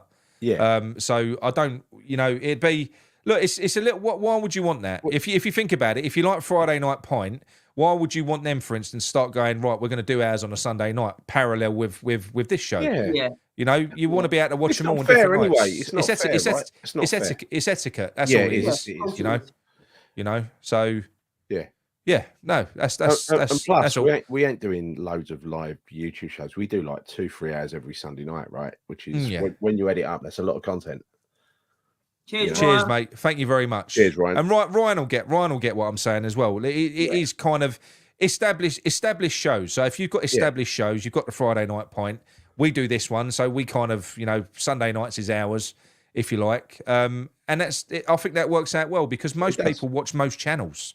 Yeah, so, and I like watching the Friday Night Pint like, from West Ham Fan TV. So, you know what I mean? And I like doing it. I've been watching it for years. Yeah, and that's the thing. What we want to do, we want to do it now. We do because, you know, like I said to you, the members are playing for the support platform, so we have to give them extra back. There has to be some value for it as well. So that gives us an opportunity to give them an exclusive show. And the good thing is, do you know what? Certainly from Gary's point of view, obviously I don't censor myself. Gary does a little bit because he has to, because of his job. So it's completely uncensored, you know. If I mean, the weird thing is, I think I swear less on that one, and you swear more. I do swear quite a lot, which is strange. Yeah, but it's quite nice not knowing it's not going out. Right? It's relaxed. You can say what you want. It's really good. Gary smokes a fag on it as well. Yeah. Oh yeah. Honestly, Gary smokes a cigarette in the most camp way possible. It's not real. It's blown my mind. Honestly, it's the most camp way possible. It's honestly, it's ridiculous. Fuck you both. And women West Ham fans, please give it a crack, join, because the women's group, they've got their own course that they're on as well, and it's getting bigger, and it's amazing. It's so lovely to have the mix. And and the women have been, shout out to you wonderful women, just as brutal, if not better, with the banter than a lot of us lads. They are, and it should be said, and I don't care if any of you take offence of this, because you know but we are very protective of our ladies in the group. We will not allow anything, because basically what we've found is, like if with women it can get awkward if somebody says something to them and you let it go, then you've set a precedent for someone else to fucking go the same way. We don't tolerate it. We don't let it get all laddie and misogynistic. We don't do that. We jump straight on it. We do look after our girls. We do. So yes. Please, and like I say, it's the same if you're in there as well, and you've got grown up daughters who are West Ham and stuff like that. You know, Amanda and Kerry would be fucking over the moon if you came and joined. You know, you'll see yourself. You know what we're like. You know, there's nothing like that in there. Everyone's a gentleman in there. It genuinely is such a safe space. It is a safe space. Yeah, it is. It is. Full of laughter as well. That never gets lost, does it? It's full of laughter. No. That's what it's all about. That is the channel, right? That is the essence of what we do, innit? It's always been what we do, innit? I like to think that's why a lot of people kind of started watching us in the first place, because we haven't taken ourselves seriously, right? No, we never do. No, we take the piss out of each other for the whole way through the show. Yeah, it's what we do. Yeah, it's what we do. It's just being. But do you know? But the thing is. Yeah, but that's how my life is. That's how I've always been with my mates. That's how I've always been with my family. Oh, come on. We used to sit around the fucking kitchen table, right? And then mum and dad used to take the piss out of us. We all took the piss out of each other, right? That's how we grew up. That's how we made each other laugh. That is the East End way, though. And that's what I say about when people, when we talk over each other. That's what happens. You get my family, man. There's about 20 conversations going all at once. But I think it's useful, right? So I'll give you an example, right? Say you're in a group of mates. You're in a group of mates, but you're all too polite. And your mate comes out and he's got a right wanker pair of shoes on, right? A right wanker pair of shoes on. He looks like a cunt, right? That's what he looks like. Yeah. Now, if you're too polite and you go, yeah, they're really nice shoes. If you keep going, they're really nice, you look really good. He's going to go out and get the piss taken out of him. Yeah. But if he came out with them shoes on with my mates, he'd have them shoes off. He'd be back home. He'd be changing them shoes in about 2 minutes. He'd be in the bin. Them in the back garden. They'd be in the bin. I'll say about Gary, because if he's ever out at a pub and he's sitting outside, I go, yeah. You've got to be conscious of that, gal, because it was you know. I was looking down at a laptop. It's very expressive. As it looks. There's nothing wrong with being camp, but I've just never seen you be that camp before. Yeah, but you didn't even have the wire mesh fucking tank top on and that. Yeah, my gimp mask. Yeah. I mean, if Jade had done it, I wouldn't have turned there. You know, like it's. You kind of respect that with Jade, don't you? He rolls up his top and fucking. He does, yeah. I'm away with it, gal. Don't fight it. Yeah. But no, look, great show, everyone. Anyway, so that's But yeah, like I say, do come over and join us, particularly the ones that are already members on YouTube. What I've got, and I'll put it in there again. So there is a different link. If you're if you're a current YouTube member, because YouTube and the Claret and Booze Network are two completely different things. So when you sign up, if you're not a Claret and Booze member, you sign up and you pay straight away. This is if you're not on the support. So the support side is always free if you're coming in for the support side. But if you're coming in as a member, you come in, you pay straight away. The YouTube members, they've got a different link. You get 30 days free. Yeah. So what that allows you to do is to sign up. You get 30 days free, and it gives you a chance to cancel your YouTube one if you want to, and then you ain't got to pay double bubble. You know, you can literally cancel it, and you ain't had to pay double. So I'll put the links back in there again. They are in the community section. So if you go into YouTube, into our channel, and then you scroll along, so you see where the videos are. You've got videos live. Scroll along, you'll see community. Go in there, you'll see posts in there, and you'll have all the information in there. So, yes, just right. Just let me know. Are we going in? Because it's like 2.5 hours. We started to leave. We started to close the show like half hour ago. You know that. It was Jay's fault. It was 2.5 hours, but Yeah. half hour ago. it's still one of the shorter ones. It was one It of the is. short ones. It Yeah, is. yeah. Yeah. I've woken up See you now. later, Though. lads. Do you know something? I felt like absolute shit earlier. Really, really bad. I felt really tired. But the issue I've got now is I'm wide awake now. Oh, sorry about that. Sorry to hear that. I'm going to go to bed, have a lovely sleep. I'm wide awake. Yeah. Yeah. Mickey has to watch himself back, so you're not going to be going to sleep till about 3 in the Yeah, morning. it's 3 hours. No, It'll be- I've also got me Indian takeaway sitting out there, so I'm going You're eating this late again? Yeah. Mickey, that is Heartburn City. You're going to be waking Mate, up in the middle of the night. Honestly, like, do you know what done me the other night, crippling- Mick? We done the Friday night show. Oh, That mate. finished about half Stomach 11. acid. He said, I've got to go. I've got a cheese sandwich sitting over there. Who eats cheese that time of night? I do. I I'll like tell cheese. you what, I like mate, late night cheese cheese. out late. Late night Mate, cheese, nothing wrong No, with let that. me say this, yeah. Ever since he's done his fasting and that, he thinks he can tell people what they can eat and what they can eat. Oh no, you really shouldn't be. You shouldn't be eating that, Mickey. No, but don't cheese gives you nightmares. My mum told me that. I've never No. had cheese overnight. You know what I also had? You know what else I had after I had my cheese sandwich? Go on. I had a bit of chocolate. Cheese and chocolate, and that's meant to give you nightmares. But I didn't give a shit. Slept like a baby, didn't you, Mick? I fucking had it in my dreams. Fucking free food.